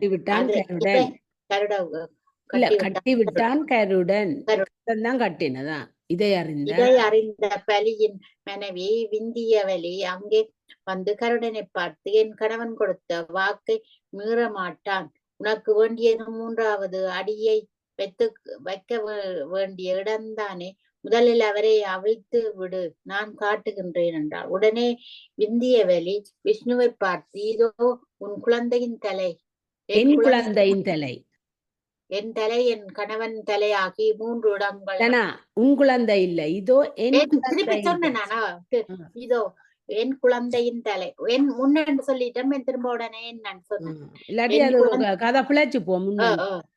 என் குழந்தையின் தலை, என் தலை என் கணவன் தலையாகிய என் தலையாகிய 3 இடங்கள் உள்ளன. தங்கள் 3 அடியால் எங்கள் தலைமேல் வைத்து அந்த இடத்தை விட்டுக் கொள்ளலாம் என்றார். மகிழ்ச்சி அடைந்த விஷ்ணு இடத்தை எடுத்துக்கொள்ளலாம் என்றார். மகிழ்ச்சி அடைந்த விஷ்ணு கீழ் உலகத்தில் சுதலா என்ற இடத்துக்கு சென்று நீ உன் மனைவி மகளுடன் தங்குவாயாக என்றார். அது கேட்ட பலி, எங்கேயும் சென்று தங்கி உயிர் வாழும் ஆசை எனக்கில்லை. விஷ்ணுவின் பக்கத்திலேயே இருக்க வேண்டும் என்று வேண்டினான். அது கேட்ட விஷ்ணு, கவலை வேண்டாம், நீ இருக்கின்ற இடத்தில் உன் கூடவே நான் இருப்பேன் என்று கூறியவுடன் பலி மகிழ்ந்து சுதலாவிற்குள் தங்கினான். இந்த கதையில் சிவனுக்கு ஒன்றும் இடமே இல்லை என்றாலும் பலியாக பிறந்தவன் பூர்வத்தில் கிட்டாவாக இருந்து மனத்தினால் சிவபூசை செய்ததால் தான் இந்திர பதவியும் பலியாக பிறக்கும் புண்ணியமும் பெற்றான். ஆகவே சிவபூசைக்கு சமத்துவமானது எதுவும் இல்லை என்று ஸ்கந்த புராணம் வலியுறுத்துகிறது. இதை அடுத்து ஏனைய புராணங்களைப் போல ஸ்கந்த புராணமும் பிரபஞ்ச உற்பத்தி பூமியின் பிரிவினை பற்றி பேசுகிறது. தீர்த்த வரலாறு இப்புராணத்தின் சிறப்பம்சம் ஏனைய புராணங்களில் இல்லாத முறையில் மிக பலவாய தீர்த்தங்கள் பற்றியும் அத்தீர்த்தங்கள் ஒட்டிய கதையினை மிக விரிவாக பேசுவனவாகும். உதாரணத்துக்கு பின்வரும் கதையினை காணலாம். பஞ்சபாண்டவர்கள் ஒருவனாகிய அர்ச்சுனன் தீர்த்த யாத்திரை மேற்கொண்ட போது வரலாறு பாரதத்திலும் விரிவாக கூறப்பட்டுள்ளது. தட்சனின் சாகரம் என்னும் தென்கடலை அடுத்த 5 தீர்த்தங்கள் முறையே குமரேஷா, ஸ்தம்பேஷா, பர்கரேஸ்வரா, மகாஹாலா, சித்தேஷா என்பனவாம். அர்ச்சுனன் சென்ற போது அந்த தீர்த்தங்களில் யாருமே இறங்கி குளிக்காமல் அவற்றை ஒதுக்கி சென்றதை கண்டான். சில முனிவர்களை பார்த்து, ஏன் எல்லோரும் இந்த 5 தீர்த்தங்களை ஒதுக்கி விடுகிறார்கள் என்று கேட்டான். அதற்கு முனிவர்கள், இந்த 5 தீர்த்தங்களிலும் 5 பெரிய முதலைகள் உள்ளன. யார் இதில் இறங்கினாலும் அவர்கள் மீள்வதே இல்லை. நீயும் இதனை ஒதுக்கிவிட்டு செல்வது நலம் என்றார்கள். மாவீரனாகிய அர்ஜுனனுக்கு இது பிடிக்கவில்லை. எனவே துணிந்து தீர்த்தத்தில் இறங்கினான். ஒரு முதலை வந்து அவன் காலை கவி கொண்டது. பெரு வீரனாகிய அர்ஜுனன் அந்த முதலையை சேர்த்து இழுத்து கொண்டு கரையேறிவிட்டான். கரைக்கு வந்தது முதலையின் வடிவம் மாறி ஒரு அழகிய அப்சரஸ் நின்றாள். வியப்படைந்த அர்ஜுனன், நீ யார் என்று கேட்க அப்பெண் தன் வெள்ளாட்டை சொல்ல துவங்கினாள். நாங்கள் 5 அப்சரஸ் பெண்கள். எங்கள் அறியாமை காரணமாக தவத்தில் ஈடுபட்டிருந்த ஒரு முனியின் தவம் கலையுமாறு துன்புறுத்தினோம். தவங்கலைந்த அவர் எங்கள் கடும் சினங்கொண்டு முதலைகளாக போக கடவீர் என்று சாபமிட்டார். நாங்கள் வருந்தி மன்னிப்பு கேட்டவுடன், எப்பொழுது ஒரு வீரன் உங்களை கரையில் கொண்டு வந்து சேர்க்கின்றானோ அப்போது உங்கள் சாபம் நிவர்த்தியாகும் என்று கூறினார். உம்முடைய தயவால் நான் விடுதலை அடைந்து விட்டேன். என் தோழிகள் 4 பேரையும் விடுதலை செய்து தர வேண்டும் என்று அப்பன் சொல்லு. எஞ்சிய 4 பேரை அர்ச்சுனன் விடுவித்தார். மகிஷாகர சங்கமம். மகி என்ற பெயருடைய பிரசித்தமான நதி கடலில் கலக்கும் இடம்தான் மகிஷாகர சங்கமம் எனப்படும். இந்த சங்கம ஸ்தானம் மிகவும் புண்ணியம் வாய்ந்ததென்றும் இந்த தீர்த்தத்தில் குளித்தால் உலகில் உள்ள எல்லா தீர்த்தங்களிலும் குளித்த பயன் கிடைக்கும் என்றும் ஸ்கந்தன் சொல்லியதாக இப்புராணம் கூறுகிறது. நாரதர் இதனுடைய பெருமையை பின்வருமாறு கூறினார். ஒரு முறை நாரதர் பிருகு முனிவரிடம் வந்து மகிஷாகர சங்கமத்தில் ஏதேனும் தனிப்பட்ட சிறப்புண்டா என்று கேட்டார்.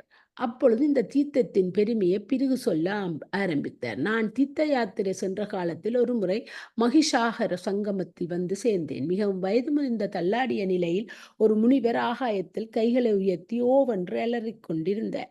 அதிசயத்துடன் அவரை அணைய அவர் வரலாற்றை தெரிந்து கொண்டேன். அந்த பெரியவர் தன் மனைவி சீடர்கள் ஆகியோருடன் கங்கை சங்கமமாகும் இடத்தில் ஒரு ஆசிரமம் அமைத்து அங்கே தங்கியிருந்து தம் பிதர்களுக்கு பிரீதியான பல சடங்குகளை செய்து வந்தார்.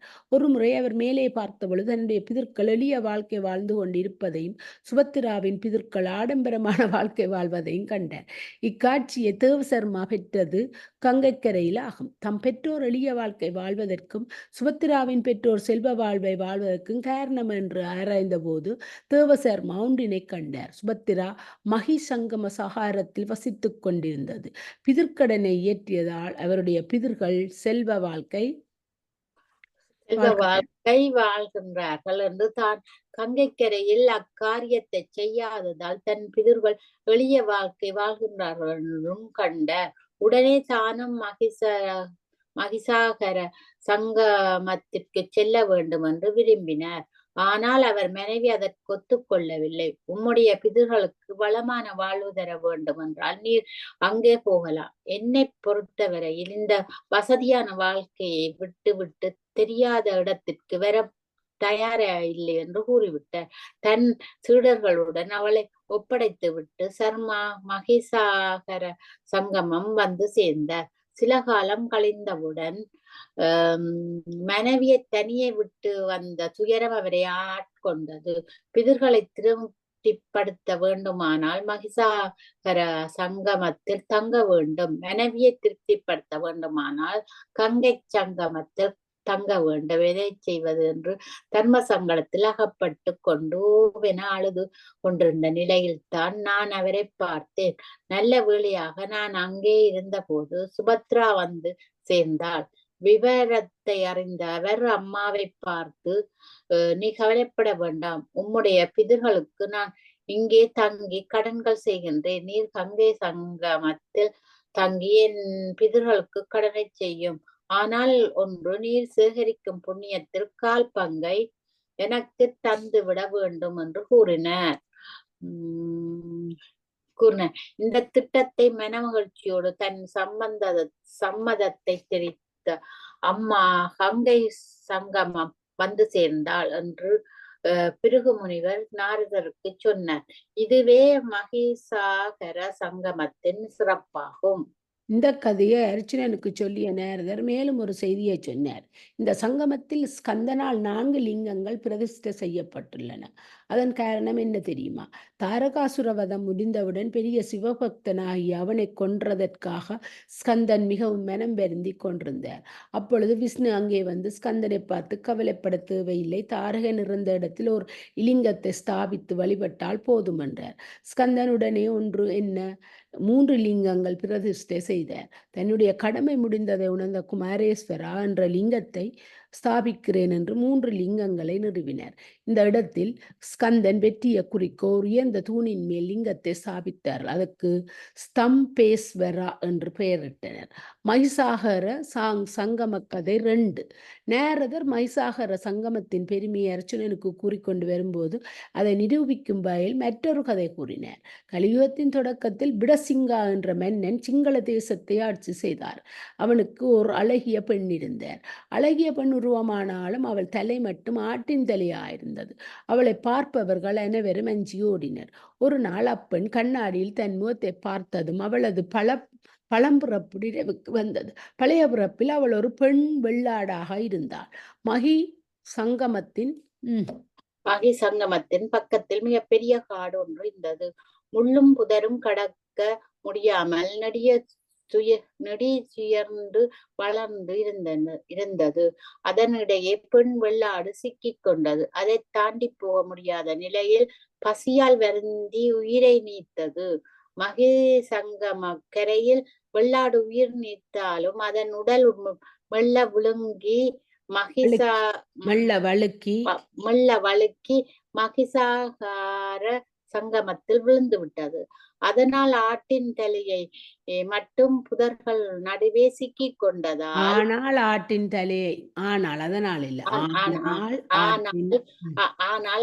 தலையை தண்ணீரில் விழாமல் மேலேயே தங்கிவிட்டதால் இந்த பெண்ணின் தலையும் வெள்ளாட்டின் தலையாகவே இருந்தது. இந்த நுணுக்கத்தை அறிந்து கொண்ட அப்பெண் தன் தந்தையிடம் சொல்லி ஒரு முறை மகாசாகர சங்கமத்திற்கு சென்று வர வேண்டும் என்று கேட்டுக்கொண்டாள். அவள் தந்தை ஒரு கப்பலை தயார் செய்து அவளை அதில் ஏற்றி கடலை கடந்து மகிசாகர சங்கமத்திற்கு அனுப்பி வைத்தார். தன் உடல் இந்த இடத்திற்கு சென்று பார்த்த அப்பெண்ணிற்கு ஆட்டின் தலை வெறும் எலும்பு கூடாக தோல் மட்டும் சுருங்கி இருப்பதை கண்டார். அந்த தலையை எடுத்து கொளுத்தி எலும்பையும் சாம்பலாக்கி மகிசாகர சங்கமத்தில் போட்டவுடன் அந்த புண்ணியத்தால் இவள் ஆட்டுத்தலை மாறி அழகிய மானிடத்தலை வந்து விட்டது. பல அரசகுமார்கள் அவளை மணக்க போட்டியிட்டனர். அதனால் அவள் அதை ஏற்றுக்கொள்ளாமல் திருமணம் செய்து கொள்ளாமலே இருந்து வர்க்கரேஸ்வரா என்ற பெயருடன் ஒரு லிங்கத்தை ஆட்டின் தலை விரித்த இடத்தில் பிரதிஷ்டை செய்து வழிபட்டு வந்தாள். அருணாசல மகிமை. ஒருமுறை சிவனின் மெய்க்காப்பலனாக உள்ள நந்தி மார்க்கண்டேய முனிவருக்கு அருணாச்சல தீர்த்தத்தின் மகிமையை சொல்லத் துவங்கினார். முன்னொரு காலத்தில் வஜ்ராங்கதன் என்ற ஒரு மன்னன் காட்டுக்குள் நுழைந்து வேட்டையாடும் பொழுது ஒரு கஸ்தூரி மானை துரத்தி கொண்டு நீண்ட தூரம் குதிரையின் மேல் வந்து விட்டான். மிக்க களைப்புடன் வந்து கொண்டிருந்த மன்னன் களைப்பு மிகுதியால் திடீரென்று குதிரையிலிருந்து கீழே விழுந்து விட்டான். அவன் விழித்து பார்த்த பொழுது அவன் ஏறி வந்த குதிரையும் துரத்தி வந்த மானும் திடீரென்று வித்தியாதரர்களாமாகி ஆகாயத்தில் செல்ல தயாராக இருந்ததை பார்த்தான். வியப்படைந்த பாண்டியன், நீங்கள் யார் என்று கேட்க, நாங்கள் வித்தியாதரர்களாக இருந்தவர்கள் ஒரு முறை துர்வாச முனிவர் ஆச்சிரமத்தின் பக்கத்தில் சென்றோம். அவர் தவத்தை கலைக்க கருதி நான் காலால் பலமுறை பூமியை உதைத்தேன். என் நண்பன் ஆச்சிரமத்தை சுற்றி இருந்த வாசனை பூக்களை பறித்து கொண்டிருந்தான். தவங்கலைந்த துர்வாசர் தடிய காலால் தட்டி என்னை குதிரையாக பிறக்க கடவா என்றும் வாசனை பூக்களை பறித்த என் நண்பனை கஸ்தூரிமானாக பிறப்பா என்றும் சபித்தார். நாங்கள் அழுது மன்னிப்பு கேட்டோம். உங்களுடைய வாழ்க்கையில் எப்பொழுது அருணாச்சல மலைக்கு பக்கத்தில் வருகிறீர்களோ அப்பொழுது மறுபடியும் வித்தியாதரர்களாக மாறுவீர் என்று சாம விமோசனம் தந்தார். இப்பொழுது உங்கள் தயவால் அருணாச்சல மலைக்கு பக்கத்தில் வந்து விட்டோம். எங்கள் சாபம் ஒழிந்தது என்று சொல்லிவிட்டு போய்விட்டனர். மன்னன் இவ்வளவு சிறந்த புண்ணிய கஷேத்திரத்தை விட்டு போக மனம் இல்லாமல் மகனிடம் ராஜ்யத்தை கொடுத்து விட்டு மலையிலே தங்கிவிட்டான். தங்கிய போதோடு மட்டுமல்லாமல் தினமும் மலையை சுற்றி வந்தான். மரம் செடி கொடிகள் இல்லாத அப்பகுதியில் நிறைய மரம் வளர்ந்தது. குளம் வெட்டி பல நன்மைகள் செய்தான். 3 ஆண்டுகள் கழித்த பிறகு சிவன் அம்மன்னன் முன் தோன்றி, உன்னுடைய சாபம் தீர்ந்து விட்டது. நீ இந்திரனாக இருந்த போது என்னை மதிக்காமல் சாபம் தீர்ந்து விட்டது பிறகு நீ இந்திரன் என்று சொல்ற. நீ இந்திரன் இந்திரனாக இருந்தவளுக்கு சாபம் தீர்ந்து விட்டது. நீ இந்திரனாக இருந்த போது என்னை மன்னிக்காமல் மதிக்காமல் அகங்காரத்தோடு நடந்து கொண்டதால் இந்த மானிட பிறப்பை அடைந்தாய். இப்பொழுது நீ செய்த சிவ புண்ணியத்தால் உன் சாபம் நீங்கிவிட்டது. இந்திரலோகம் சென்று இந்திர பதவியை பெற்றுக் கொள்ளலாம் என்ற மார்க்கண்டேய முனிவரிடம் இக்கதையை பெற்றுக்கொள்றதுக்கும் மேற்கொள்றதுக்கும் என்ன வித்தியாசம் தானா? பதவியை மேற்கொள்ளலாம் என்றார். அப்ப பெற்றுக்கொள்ளா அது வேற மாதிரி. மேற்கொள்ளலாம் என்றால் அது அவற்றதான் இந்திர பதவி. இந்திர பதவிய அது அவற்றதானே, அவர் அதை மேற்கொள்ளலாம். பெற்றுக்கொள்ளலாம் என்றா இன்னொரு ஆள்கிட்ட இருந்து பெறதல்லோ. ஏன் இருக்கிறத விட்டுட்டு படிக்கிறீங்கள் தானா? அதை மாறுபட்டுவோம் இல்ல இருக்கிற உண்மை கதையை விட. அவங்களே மாத்தி எழுதி கொண்டிருக்கிறாங்க. எழுதினவங்களே எவ்வளவுத்தையும் மாத்துறாங்க. அதுக்குள்ள நாங்களும் மாத்தி விட்டா ஒரு வித்தியாசமா போயிடுங்க. அது சரியா? பதவியை மேற்கொள்ளலாம் என்ற மார்க்கண்டேய முனிவரிடம் இக்கதையை கூறிய நந்தி சரணாசல மலை சிறப்பை பற்றி கூறலானார். அந்த மலை முழுவதும் சிவனுடைய ஸ்தூல வடிவமாகும். அந்த மலை வலம் வருதல் எங்கு நிறைந்துள்ள சிவனை வலம் வருவதற்கு ஒப்பாகும். இது எப்படி நிகழ்ந்தது என்பதை நான் சொல்லுகிறேன். ஒரு முறை சிவனிடத்தில் ஒரு அற்புதமான கனி யாரோ கொடுத்திருந்தார்கள். கணேசன், ஸ்கந்தன் ஆகிய 2 பிள்ளைகளும் தந்தையிடம் வந்து அப்பழத்தை கேட்க சிவன் ஒரு சோதனை வைத்தான்.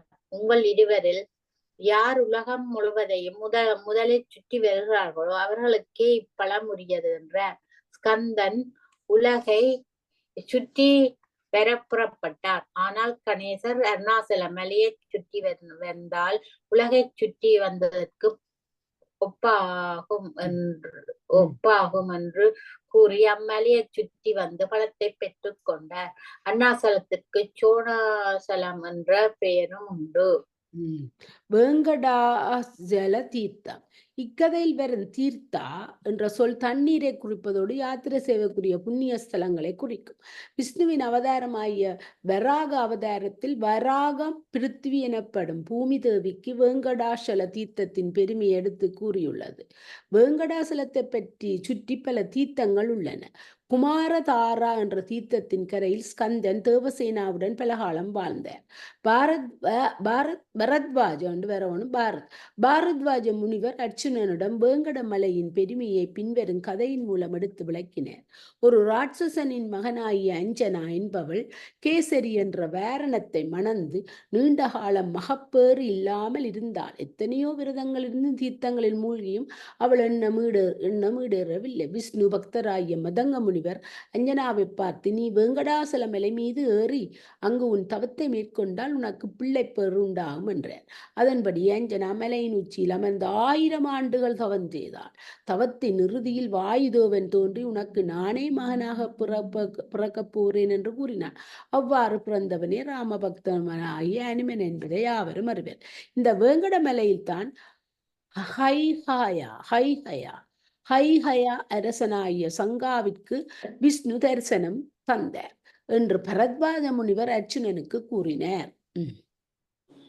இதுல பரத்வாஜாண்டு போட்டுட்டினம், அங்க பாவனாவை போட்டுட்டினம். மேல இங்க பார்த்த நீரு அது எங்களுக்கு பரத்வாஜாண்டு சொல்லி சொல்லிங்க. பரத்வாஜ நான் அப்ப அதான் சொல்லி போட்டு படிச்சேன்னா அது மறிஞ்ச முனிவர் தான் வந்திருக்குச்சு. புருஷோத்தம கஷேத்திரம். பூரி ஜெகநாதர் ஆலயத்தை இந்திரதுய்மன் என்ற மன்னன் நிறுவியது பற்றி விஷ்ணு புராணத்தில் முன்னரே கொடுக்கப்பட்டுள்ளது. கடற்கரையில் வளர்ந்துள்ள மரத்தை வெட்டி எடுத்து சிலைகள் செய்க என்று இந்திரதுய்மன் கனவில் கண்டதாகவும், மறுநாள் மரத்தை வெட்ட போகும்போது விஷ்ணுவும் விஸ்வகர்மாவும் பிராமணன் வடிவில் வந்து சிலைகளை செய்ததாகவும் விஷ்ணு புராணத்தில் கதை சொல்லி செல்கிறது. இந்த கதை மரத்தை வெட்டுவதிலிருந்து ஸ்கந்த புராணத்தில் வேறு விதமாக சொல்லப்படுகின்றது. அது கீழே தரப்பட்டுள்ளது. இந்த மரத்தை பற்றி நாரதர், இம்மரம் விஷ்ணுவின் உடம்பில் உள்ள ஒரு ரோமத்தின் வடிவாகும், இதை கொண்டு சிலைகள் செய்க என்று கூறிவிட்டனர். மரத்தை வெட்டி விஷ்ணு சிலையை யார் செய்வது என்று அரசன் வினா எழுப்பிய பொழுது அசரீரி மூலம் அவருக்கு விடை கிடைத்தது. சிறிது நேரத்தில் கிழட்டு மரத்தச்சன் ஒரு வருவான். அவரை அந்த கோயிலில் உள்ள பீடத்தில் ஏற்றி வைத்து பிறகு அவனை சுற்றி மூடிவிடவும், உள்ளே அவன் என்ன செய்கின்றான் என்பதை யாரும் பார்க்கவோ ஒட்டு கேட்கவோ கூடாது. மீறி கேட்க துணிந்தால் அவர்கள் கண்ணும் போய்விடும். 15 நாட்களுக்கு இடைவிடாமல் பெரிய மரங்களிலிருந்து ஓசை எழுப்பிக் கொண்டே இருக்க வேண்டும் என்று அசரீரி சொல்ல அரசன் அவ்வாறே செய்தான். 15வது நாள் கிருஷ்ணன், பலராமன், சுபத்திரை ஆகிய மூவரின் சிலைகளை தச்சன் செய்து முடித்திருந்தான். மறுபடியும் அசரீரி பேசத் தொடங்கிட்டு, உடை அணியாமல் உள்ள இந்த சிலைகளை யாரும் பார்க்க கூடாது. நல்ல ஒரு தையற்காரனை கொண்டு அந்த சிலைகளுக்கு உடைகளை தைத்து அணிவிக்கவும், ஆண்டுக்கு ஒரு முறை இந்த உடைகளை மாற்றினால் போதும் என்று கூற இந்திரதுய்மனும் அவ்வாறு செய்தான். பதரிகாசிரமத்தின் சிறப்பு. பதரிகாசிரமத்தின் பெயர் அங்கு நிறைந்துள்ள பதரி மரங்களால் ஏற்பட்டதாகும். அம்மரங்கள் அமிர்தத்தை சொரிந்து கொண்டிருப்பதால் அந்த ஆசிரமம் மிக்க சிறப்பு பெற்றிருந்தது. விஷ்ணுவை பொறுத்தவற்றில் சில யுகத்தில் சில தீர்த்தங்களை விட்டு அப்பால் போய்விடுகிறார்கள் என்றாலும் பதரியை விட்டு அவர் போவதே இல்லை. சிவன் ஒரு முறை பிரம்மாவின் 5வது தலையை வெட்டிவிட்டார். பிராமணன் ஆகியால் பிரம்மஹத்தி தோஷம் சிவனை பற்றி கொண்டது. என்ன முயன்றும் வெட்டிய கையில் ஒட்டிக்கொண்ட பிரம்ம கபாலன் சிவன் கையை விட்டு நீங்கவில்லை. இறுதியாக விஷ்ணு அவரை பார்த்து, பதரி தீர்த்தம் சென்றால் இந்த கபாலன் கையை விட்டு கலன்று விடும் என்று கூறினார். சிவன் பதரி தீர்த்தம் வந்து தீர்த்தத்தில் குளித்தவுடன் கபாலம் அவர் கையை விட்டு நீங்கியது. முன்னொரு காலத்தில் முனிவர்கள் எல்லாம் கூட பதரியில் தங்கி இருக்கும் பொழுது அக்கினி அவ்விடத்துக்கு வந்து தன் குறிய கூறினான். பார்வதியிடம் பெற்ற சாபத்தின் காரணமாக அக்கினி நல்லது கெட்டது பெறாமல் எல்லாவற்றையும் எரித்துவிடும் இயல்பை பெற்றுவிட்டான். நல்லவர்களுக்கு தீங்கு செய்த பாவம் அவனிடம் மிகுதியும் சேர்ந்து விட்டது. முனிவர்களை பார்த்தாக்கினி, நான் எங்கே சென்றால் என் பாவங்களை கரைக்க முடியும் என்று கேட்டான். அங்கிருந்த நாராயண முனிவர், அக்கினியே, நீ என்றும் கவலைப்பட தேவையில்லை. இந்த நேரத்தில் வதரி தீர்த்தத்தில் கால் வைத்தாயோ அப்போதே உன்னுடைய பாவங்கள் அழிக்கப்பட்டு விட்டன என்று கூறினார். எந்த இடத்தில் அக்கினியின் பாவங்கள் அழிக்கப்பட்டனவோ அந்த இடமே அக்கினி தீர்த்தம் என்று விளக்கப்பட்டது. அயோத்தி வைபவம். ஸ்கந்தன் ஒரு முறை அயோத்தியின் பெருமையை அகஸ்தியருக்கு சொன்னான். அவர் சொல்லிய விவரம் வருமாறு: சரஜு நதியில் நீர்வசமாக அமைந்திருப்பது அயோத்தி மாநகரம். ராமர் ஆட்சி செய்திருந்த காலத்தில் ராமன் ஒரு கடுமையான உத்தரவை போட்டிருந்தார். அரண்மனையில் உள்ள ரகசிய ஆலோசனை அறையில் அவர் இருந்தால் யாரும் எக்காரணம் கொண்டும் எந்த நேரத்திலும் கதவை திறந்து கொண்டு உள்ளே வரக்கூடாது.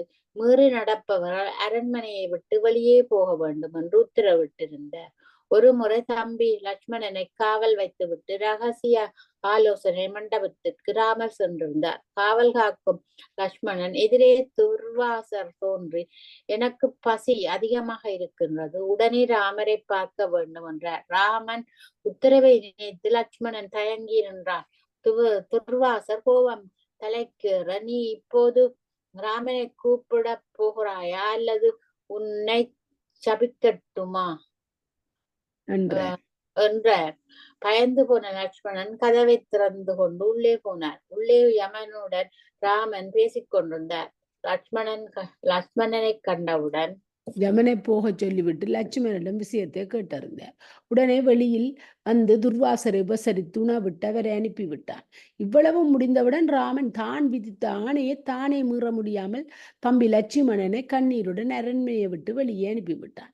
வெளியே வந்த லட்சுமணன் சரஜு நதிக்கரையில் தவம் செய்ய துவங்கினான். அப்பொழுது 1000 தலைகளை உடைய ஆதிசேஷன் 1000 தலைகளிலும் மாணிக்கங்கள் மின்ன லட்சுமணன் முன்னே வந்து நின்றது. லட்சுமணன் எதிரிலே 1000 குழிகளை வெட்டிட்டு, இப்பொழுது இந்திரன் முதலான தேவர்கள் லட்சுமணனை பார்த்து, விஷ்ணுலோகத்தில் நீ இருக்க வேண்டிய நிலையான இடத்துக்கு இப்பொழுது செல்லலாம். உன் அவதாரத்தின் மூலமாய் ஆதிசேனன் உனக்கு முன்பே நிற்பதை காண்பாயா.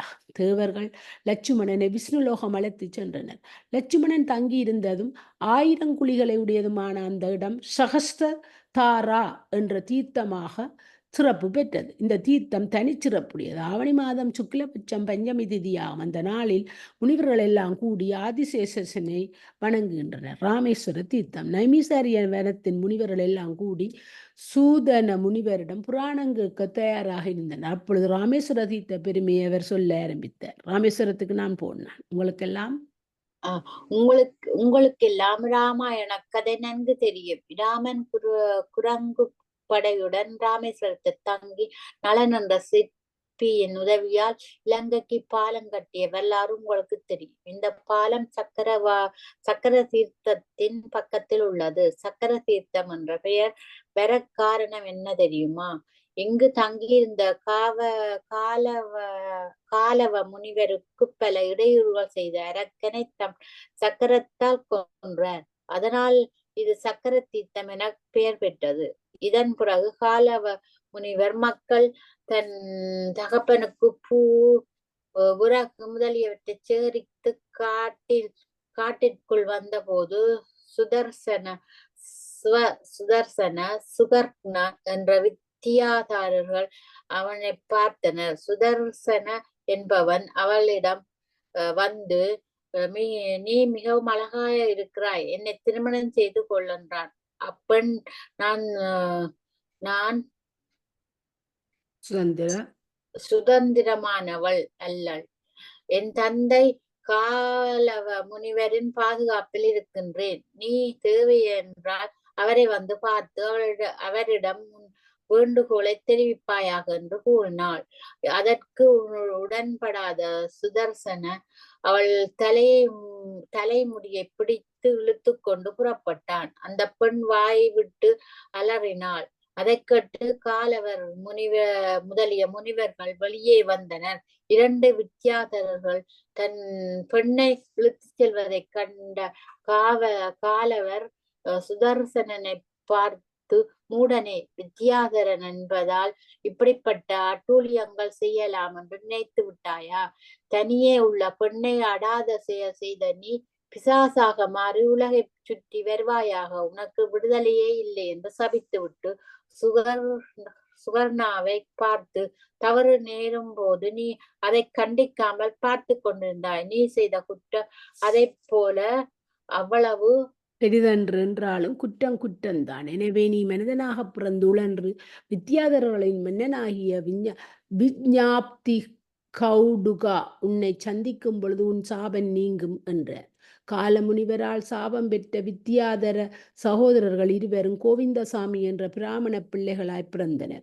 ஜமுனை நதிக்கரையில் கோவிந்தசாமி வசித்து வந்தார். அந்த இடத்தில் பஞ்சம் வந்ததால் அவர் குடும்பத்தோடு குடிபெயர்ந்தார். பிள்ளைகள் இருவரும் இப்போது இளைஞர்களாய் வளர்ந்து விட்டனர். பஞ்சத்துக்கு பயந்து குடிபெயர்ந்த கோவிந்தசாமி ஒரு பாழடைந்த கோயிலில் ஒரு இரவு தங்கினார். நடுஜாமத்தில் மூத்தவனாகிய விஜயா என்பவன் குளிர் சுரத்தால் மிகவும் அவதிப்பட்டு குளிர் காய்வதற்கு எங்கிருந்தாவது நெருப்பு கொண்டு வருமாறு தன் தகப்பனை கேட்டான். தந்தை கோவிந்தசாமி நடு இரவாக உள்ள இந்த நேரத்தில் யார் வீட்டிலும் போய் நெருப்பு கேட்க முடியாது. காலையில் பார்த்து கொள்ளலாம் என்றான் விஜயன். தந்தை பொய் சொல்ல வேண்டாம், அதோ தூரத்தில் நெருப்பு எரித்து கொண்டிருக்கிறது, அதில் சென்று குளிர் காயலாம். நெருப்பு எரிந்து கொண்டிருக்கிறது, அதில் சென்று குளிர் காயலாம் என்றான். இதை கேட்ட தந்தை, மகனே, அது சுடுகாடு, அங்கே ஒரு பிணம் எரிந்து கொண்டிருக்கிறது, பிணத்தை சுடி நெருப்பில் குளிர் காய்தல் செய்தக்கூடாது என்றான். மகன் பிடிவாதமாக அங்கே போகப் போகிறேன் என்று சொல்ல பிள்ளைப்பாசத்தால் உந்தப்பட்ட கோவிந்தசாமி தானும் உடன் சென்றான். எரிந்து கொண்டிருந்த பிணத்தின் பக்கத்தில் வந்தவுடன் நெருப்பினுள் எரிந்து கொண்டிருக்கும் பிணத்தை காட்டி பளபளவென்றிருக்கும் அது என்ன என்று கேட்டான். அது மண்டையோடு என்று தந்தை சொன்னவுடன் விஜயன் ஒரு கல்லை எடுத்து மண்டையோட்டை உடைத்தான். உள்ளே இருந்து ரத்தமும் நிணமும் விஜயன் முகத்தில் தெரித்தன. இதை துடைப்பது போல நக்கி ருசித்து சாப்பிட்டான் விஜயன். உடனே ஒரு வேதாளமாக மாறிவிட்டான். சதை இரத்தம் இரண்டையும் சுவைத்து சாப்பிட்டவன் தந்தையின் கழுத்தையே நெரிக்கத் தொடங்கினான். உடனே செய்த பாவம் போதும், தகப்பனை கொன்று மேலும் பாவத்தை சேர்த்துக் கொள்ளாதே என்று குரல் கேட்டது. விஜயன் தந்தையை விட்டு ஆகாயத்தை சஞ்சரிக்கும் வேதாளங்களோடு ஒன்றாக சேர்ந்து விட்டான். மண்டையோட்டை ருசித்ததால் வேதாளமாக மாறிவிட்ட விஜயனுக்கு கபாலஸ்வேதனா என்று பெயர் நிலைத்தது. இப்பெயரின் பொருள் மண்டையை உடைத்தவன் என்பதாகும். கோவிந்தசாமி, அவன் மனைவி, இரண்டாவது மகன் அசோகன் ஆகிய மூவரும் வேதாளமாக மாறிவிட்ட விஜயனை நினைத்து புலம்பிக் கொண்டிருந்த போது அவ்வழியே வந்த வணிகன் இவர்களை அழைத்து சென்று சில நாட்கள் தம் பாதுகாப்பில் இருக்குமாறு செய்தான். இளையவனான அசோகன் சிறந்த கல்விமானாகவும் மந்திரங்கள் கற்றவனாகவும் வலிமையான உடம்பை பெற்றவனாகவும் இருந்தமையால் இவன் புகழ் எங்கும் பரவிட்டு. அப்போது காசியை ஆண்டு கொண்டிருந்த பிரதாபமுத்தா என்பவன் அசோகன் அறிவை மெச்சி தன் அரச சபையில் அவனுக்கு பதவி கொடுத்தான். ஒரு நாள் அரசனும் அசோகனும் குதிரை மேல் சென்று கொண்டிருந்த போது ஒரு சுடுகாட்டின் பக்கம் வந்தனர். அங்கே நடப்பட்டிருந்த கழுமரத்தில் ஒருவனை ஏற்றி இருந்தனர். உயிர் பிரியாத அவன், 4 நாட்களாக கழுமரத்தில் தொங்குகிறேன், வறட்சியால் நான் உலர்ந்துள்ளது, யாராவது நீர் கொடுங்கள் என்று கேட்டான். இந்த குரலை கேட்ட அரசன் அசோகனை பார்த்து, நீ கொஞ்சம் தண்ணீர் கொடுத்து வா என்றான். கழுமரத்தில் இருந்தவன் பக்கம் தண்ணீருடன் சென்ற அசோகனுக்கு அதிர்ச்சி தரும் ஒரு நிகழ்ச்சி அங்கே நடந்தது. அழகிய பெண்ணொருத்தி அவன் எதிரே வந்து, இக்கழுமரத்தில் தொங்குபவன் என் கணவன், இவனுக்கு தண்ணீர் கொடுக்கும் உரிமை எனக்குத்தான் என்றாள். அசோகன் குவளையை அவளிடம் கொடுத்து, நீங்களே கொடுங்கள் என்றான். தொங்குவோன் உயரத்துக்கு என்னால் எட்ட முடியவில்லை என்றாள் அவள். உடனே அசோகன், கவலை வேண்டாம், நான் குனிந்து கொள்கிறேன், என் முதுகின் மேல் ஏறி உன் கணவனுக்கு தண்ணீரை கொடுங்கள் என்று கூறி குனிந்து கொண்டான். அந்த பெண் அவன் மேல் ஏறினாள். சிறிது நேரம் கழித்து அசோகன் முதுகில் சூடான 2 சொட்டு ரத்தம் விழுந்தவுடன் திடீரென்று நிமிர்ந்து பார்த்தான். வந்தவள் பெண்ணல்ல என்பதும் ஒரு பேய் என்பதும் கழுமரத்தில் தொங்குவனுடைய சதைகளை பித்து தின்று கொண்டிருப்பதை கண்டான். தன் வலுவான கைகளால் கொலுசு அணிந்திருந்த அப்பெண்ணின் காலை பிடித்து இழுத்தான். அப்பெண் பேய் காலில் இருந்த கொலுசை இவன் கைகளில் விட்டு விட்டு நழுவி விட்டது. கொலுசுடன் சென்று தூரத்தில் நின்ற மன்னனைக் கண்டு நடவந்தவற்றை விவரித்தான் அசோகன். மிக்க மகிழ்ச்சியடைந்த மன்னன் அசோகனுக்கு தன் பெண்ணை மணஞ்செய்து கொடுத்தான். அந்த ஒற்றை கொலுசு தேவலோக வேலைப்பாளுடன் அமைந்திருந்ததால் அது போன்ற மற்றொரு கொலுசை அடைய மன்னன் விரும்பினான். அசோகன் அதற்கும் ஒரு வழி கண்டுபிடித்தான். நிணம், சதைத்துண்டங்கள், சதைத்துண்டங்கள், ரத்தம் என்பவற்றை நிரம்ப எடுத்துக்கொண்டு சுடுகாட்டுக்கு சென்று மந்திரங்களை உச்சரித்து பேய்கள், பிசாசுகள், வேதாளங்கள் ஆகியவற்றை விழித்து இங்கே வந்து இவற்றை உண்ணுங்கள் என்று கூவினான். உடனே பேய் பிசாசு கூட்டம் அங்கே வந்தது. ஒரு சில பிசாசுகளுக்கு வேண்டுமானதை கொடுத்த பின் எதிரே ஒரு பெண் பிசாசு இருப்பதைக் கண்டான். அந்த பிசாசை விழித்து, நீ மற்றொரு கொலுசை கொடுப்பதானால் இங்குள்ள அனைத்தையும் உனக்கு தருவேன் என்றான். அப்பிசாசு மற்றொரு கொலுசை தந்தது. அதனுடன் இங்கே நிற்பவள் பிரபா என்னும் என் மகள் ஆவாள். அவளையும் இவளையும் இந்த பொன்னாலான தாமரை பொன்னாலான தாமரையை எடுத்துச் செல்கின்றது. என் மன்னனிடம் கொலுசை கொடுத்து விட்டு வித்தியுத் பிரபாவை மணந்து கொண்டான். சில காலம் கழிந்து இரண்டாவது மனைவியை பார்த்து அசோகன் உன் தாய் எங்கிருந்து இந்த பொட்டாமரை பெற்றாள் என்றான். அவள் அந்த இடத்தை காட்டுகின்றேன் என்று கூறி அவனையும் அழைத்துக் கொண்டு ஒரு குளத்திற்கு சென்றான்.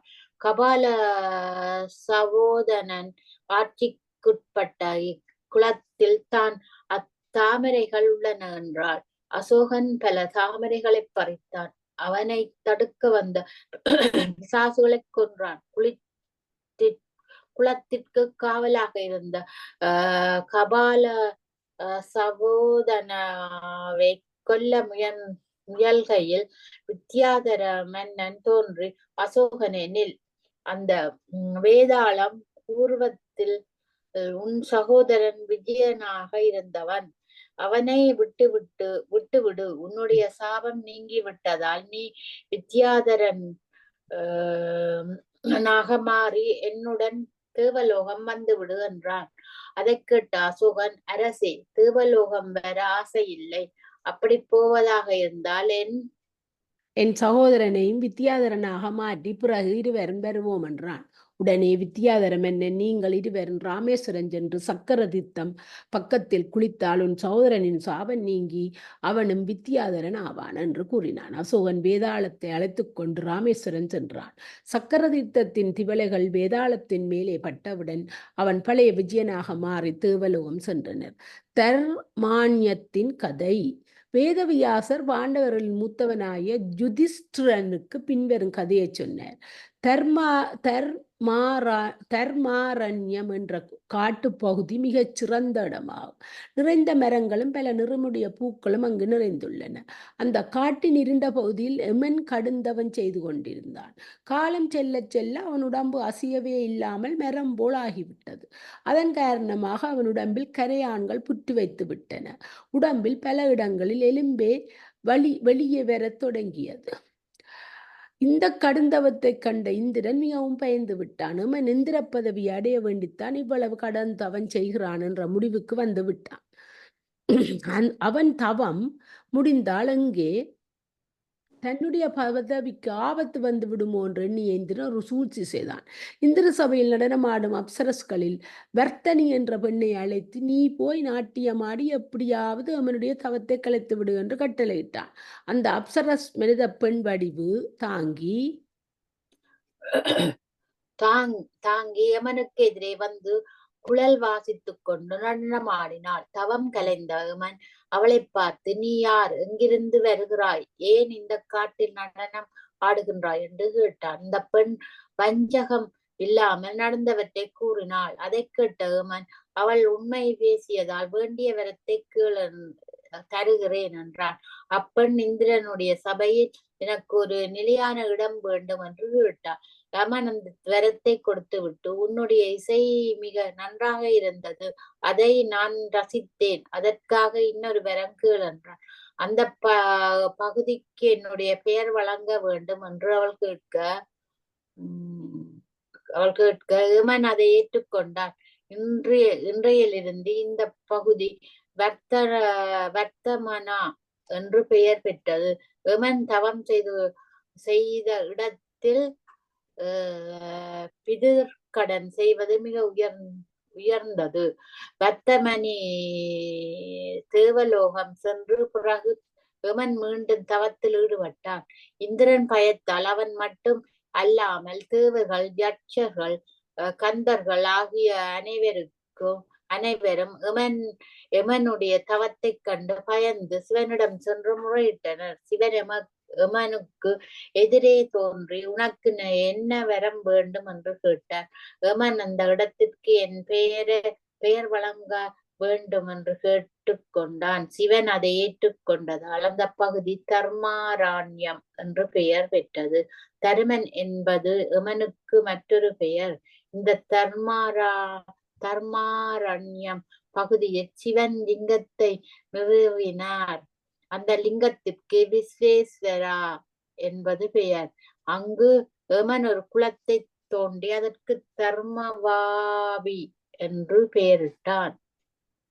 இதன் பிறகு சிவன் ஸ்கந்தனிடம் தர்மாரண்யம் பற்றி சொல்லி விஷ்ணுவுக்கு அதில் உள்ள ஈடுபாட்டை பற்றி விளக்கினார்.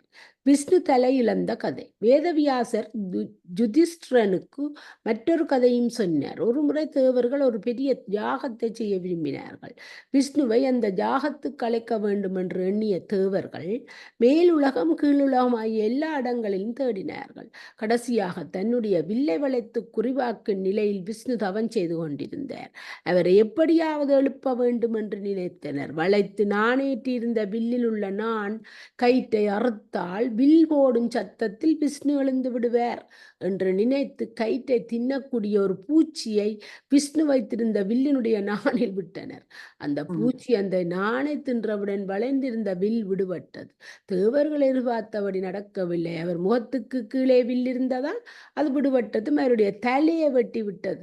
வெட்டப்பட்ட தலை சுவர்க்கத்தை நோக்கி சென்றது. இப்படி விஷ்ணுவின் தலை வெட்டப்படுவதற்கு ஒரு காரணம் இருந்தது. ஒருமுறை பிரம்மாவின் சபையில் விஷ்ணுவும் இருக்கும் பொழுது அவருள் யார் பெரியவர் என்ற வினா பிறந்தது. இதில் போய் தெரிய வேண்டியது ஒன்றுமில்லை. எல்லாவற்றையும் படைக்கின்றவன் நான் தானாகவே நான் தான் பெரியவன் என்றான் பிரமன். விஷ்ணு தேவையில்லாமல் அகங்காரம் கொள்ளாதே, இந்த அண்டம் முழுவதற்கும்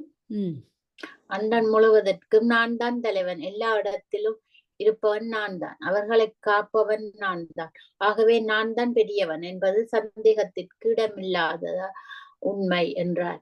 இருவரும் நீதான் அகங்காரம் உடையவன் என்று ஒருவரையொருவர் ஏசி பேசும் போதே சண்டையை முற்றிவிட்டது. விஷ்ணு பிரமனை பார்த்து, நீ அறியாமை நிரம்பியவன், உன்னுடைய ஆணவமும் பொறாமையும் உன் கண்களை மறைக்கின்றன என்றார். அது கேட்ட பிரமன், என்னுடைய சபையில் வந்து இருந்து கொண்டு என்னை அவமானப்படுத்தி பேசும் வாயோடு கூடிய தலை கீழே உருளப் போகிறது என்றார். இந்த சாபம் சாரணமாக வில் அடித்து விஷ்ணுவின் தலையை கீழே தள்ளிவிட்டது.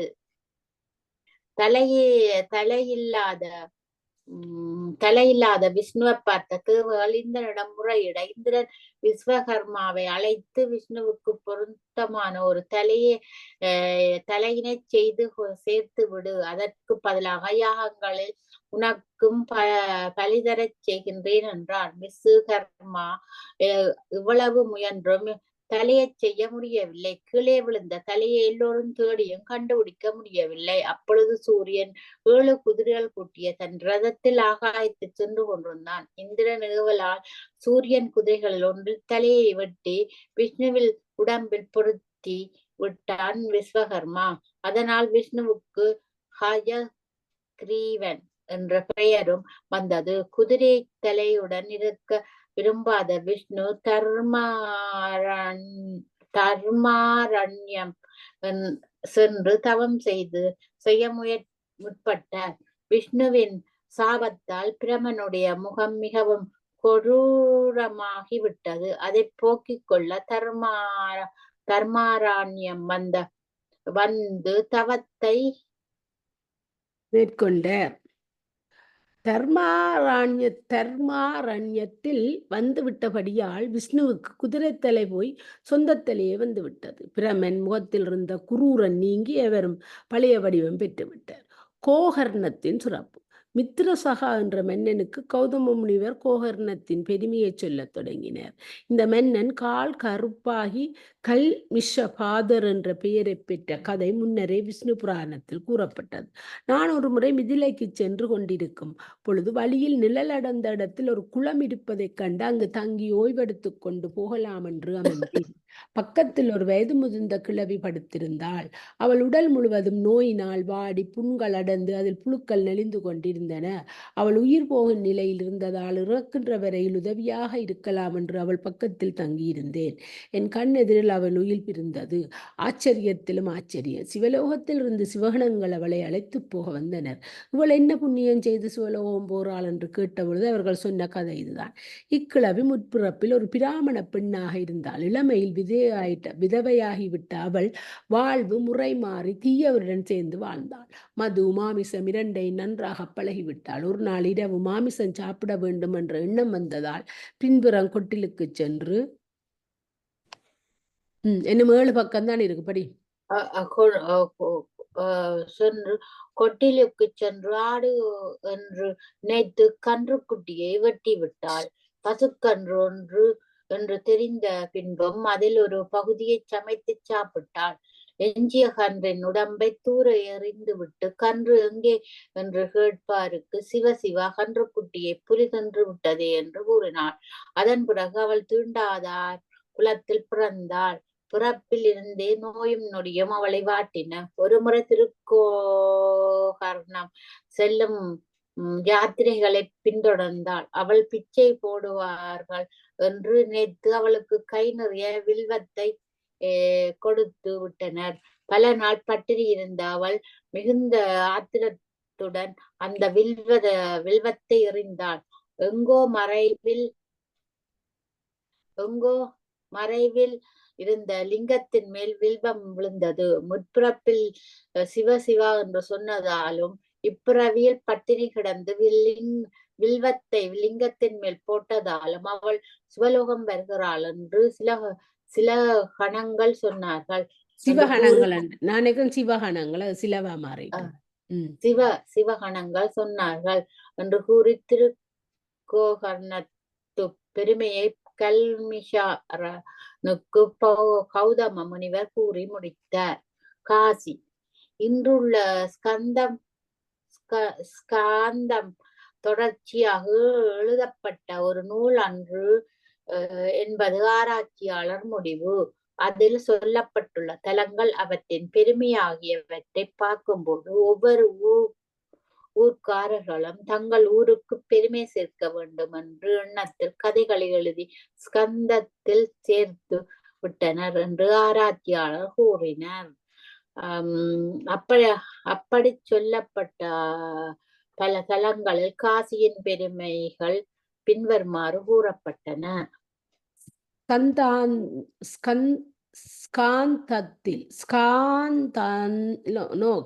ஸ்காந்தத்தில் உள்ள காசி மண்டபம் என்பது 15,000 பாடல்களை உடைய சிறந்த பகுதியாகும்.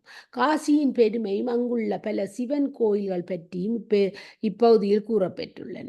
சிவனே காசியின் பெருமையை பற்றி ஸ்கந்தனிடம் கூறுவதாக காசி காண்டம் பேசுகிறது.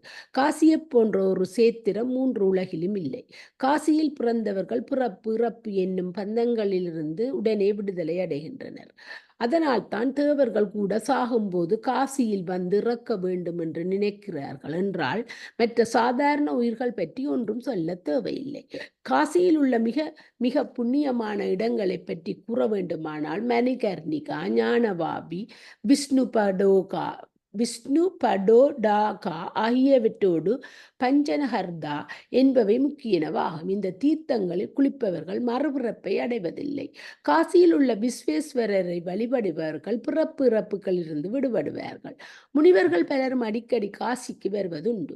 சுதா முனிவர் ஒரு முறை காசிக்கு வந்தபோது மற்ற முனிவர்களுக்கு சிவபுராணத்தின் அதாவது வாயு புராணம் சில பகுதிகளை எடுத்து கூறினார். சிவனே பார்வதியிடம் தனக்கு மிகவும் பிடித்த இடம் காசி என்று அழைக்கப்படும் வாரணாசிதான் என்றும் எப்போதும் அங்கேயே தான் தங்கியிருப்பதாகவும் கூறினார். சிவன் எப்போது காசியை விரும்பி தங்குவதற்கு காரணம் என்ன என்று கேட்க தன் கையில் ஒட்டிக்கொண்டிருந்த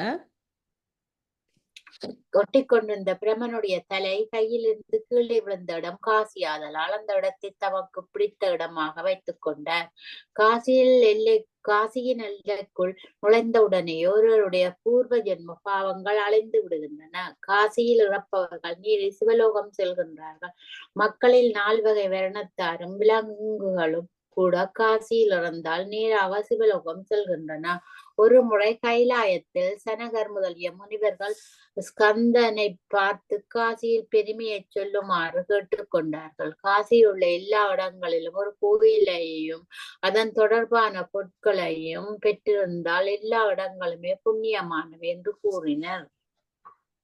காசியில் உள்ள சுடுகாட்டின் மேல் ஆகாயத்தில் சிவனுடைய கோயில் ஒன்று இருக்கின்றது. சாதாரண மக்களின் கண்களுக்கு அது புலப்படாவிட்டாலும் மகான்களுக்கும் ஞானிகளுக்கும் பரமாத்மாக்களுக்கும் அது கண்ணில் படும்.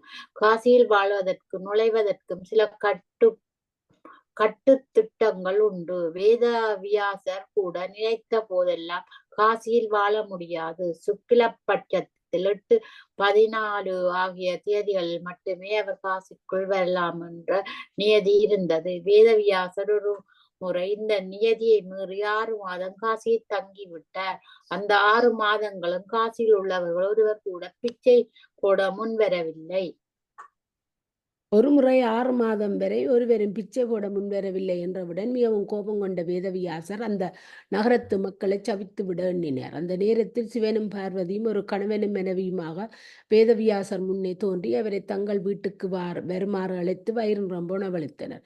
உண்ட பிறகு சிவன் வேதவியாசர் முன் தோன்றி கோபத்தை அடக்கும் சக்தி உனக்கு இன்னும் வரவில்லை, ஆகவே காசியில் நிரந்தரமாய் தங்கும் தகுதி உனக்கு இல்லை என்று கூறினார். அதை கேட்ட வேதவியாசர் சிவனை பார்த்து அத்தகுதி தனக்கு இல்லை என்றாலும் சுக்கிலபட்சத்தில் 8 அதாவது அட்டமி 14 அதாவது சதுர்த்ததி ஆகிய 2 நாட்களிலும் உள்ளே வர அனுமதி வேண்டினார். அப்படியே ஆகட்டும் என்று கூறிவிட்டு மறைந்தார். காசி தோன்றிய கதை. காசித்தலம் விஸ்வகர்மாவினால் நிர்ணயிக்கப்பட்டதாம். அதற்குரிய கதை வருமாறு. சிவனுக்கு கல்யாணம் நடந்து முடிந்த பிறகு பார்வதி கணவனுடன் தன் பிறந்த வீடாகிய இமாசலத்தில் தங்கிவிட்டார். சிவனும் மாமனார் வீட்டில் தங்கி மகிழ்ச்சியாக இருந்து விட்டார். பார்வதியின் தாயாகிய மேனாவுக்கு மருமகன் வீட்டோடு தங்கியிருப்பது பிடிக்கவில்லை. மகளிடம் அவையாது அது பற்றி குத்தி காட்டிக் கொண்டே இருந்தாள். இந்த மாப்பிள்ளையிடம் எதை பார்த்து ஆசைப்பட்டாய் நீ? இளமையோ அழகோ இல்லாதவனுடன் நீ ஏன் ஆசை வைத்தாய் என்று அடிக்கடி கேட்டு துன்புறுத்தினாள். உன்னுடைய கணவன் உனக்கு ஒரு நகை கூட போடவில்லை. ஐயோ கடவுளே. என்னுடைய மற்ற பெண்கள் எல்லாம் அவளுடைய கணவன்மார் போட்ட நகைகளை சுமக்க முடியாமல் போட்டுக் கொண்டிருக்கின்றனர். காலம் முழுவதும் உங்கள் இருவரையும் இங்கே வைத்துக் கொண்டு பராமரிக்க என்னால் முடியாது. ஆனாலும் இதை போய் உன் கணவனிடம் சொல்லிவிடாதே. வேடிக்கைக்குத்தான் இதை நான் சொன்னேன் என்று கூறி முடித்தாள். பார்வதி கணவனிடம் சென்று தன் தாயார் கூறியதை சொல்லாமல் தானே சொல்வது போல இவை அனைத்தையும் மிகவும் அன்போடு ஆனால் கடுமையாகவும் கூறிவிட்டாள். பார்வதியின் சொற்களை கேட்ட சிவனுடனே பார்வதியை அழைத்து கொண்டு தன் காலை வாகனத்தில் ஏறி காசிக்கு வந்து சேர்ந்தார். சிவனுடைய உத்தரவினால் விஸ்வகர்மா முன்னரே காசி நகரத்தை அமைத்திருந்தார். வானுயர்ந்த கட்டிடங்கள், பெரிய பெரிய பூஞ்சோலைகள் இவற்றை கொண்டு காசி விளங்கிட்டு. தங்கத்தால் ஆகிய சுவர்களையும் நவரத்தினம் மணி முதலியவை பதித்த பகுதிகளையும் கொண்டு விளங்கிட்டு.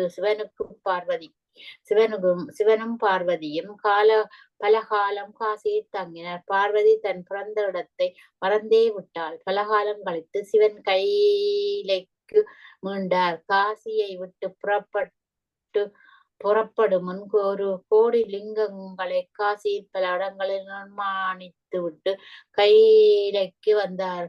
இது நடந்தது துவாபர யுகத்தில். அதன் பின்னர் பல அரசர்கள் காசியில் இருந்து ஆட்சி செய்தனர். அவர்களில் ஒரு மன்னன் காலத்தில் காசி நகரம் முழுவதும் தீயால் அழிந்தது. அவன் நீண்ட காலம் தவம் செய்து சிவன் எதிர்பட்ட போது கிருஷ்ணனை தோற்கடிக்கும் சக்தி தனக்கு வேண்டும் என்று வரம் கேட்டான். சிவன் அப்படியே தருவதாக சொல்லி போரில் தானும் உதவுவதாக வாக்களித்தார். இந்த அரசன் கிருஷ்ணரை போருக்கு அழைத்தான். போரில் கிருஷ்ணரின் சக்கரம் அந்த முட்டாள் அரசனை கொன்று அவனுடைய படைகளை எல்லாம் கொன்று குவித்தது. மேலும் காசி நகரம் முழுவதையும் தீக்கிரையாய் சக்கரம் சிவனிடத்தில் வந்தது. பின் தோல்வியை ஒப்புக்கொண்டார். பிரபச தீர்த்தம். ஸ்கந்த புராணத்தின் கடைசி காண்டம் பிரபச காண்டம். பிரபச என்ற சொல்லுக்கு ஒளி பொருந்தியது என்று பொருள். இத்தீர்த்தம் சமுத்திரக்கரையில் உள்ளது. இத்தீர்த்தத்தில் குளித்தாலும் முழுப்பயனை அடைய முடியாது. இத்தீர்த்தம் மிகவும் பெருமை வாய்ந்தது. மலைத்துளிகளை எண்ணினாலும் ஸ்கந்த புராணத்தில் உள்ள பாடல்களை எண்ண முடியாது. இவ்வளவு பாடல்களை கேட்டாலும் அவ்வளவுக்குரிய புண்ணியம் கிடைக்கும் என்று சூத முனிவரே சொன்னார் என்று புராணம் முடிவடைகிறது. ஓம் நம சிவாய. வாழ்க வளமுடன். வாழ்க வளமுடன்.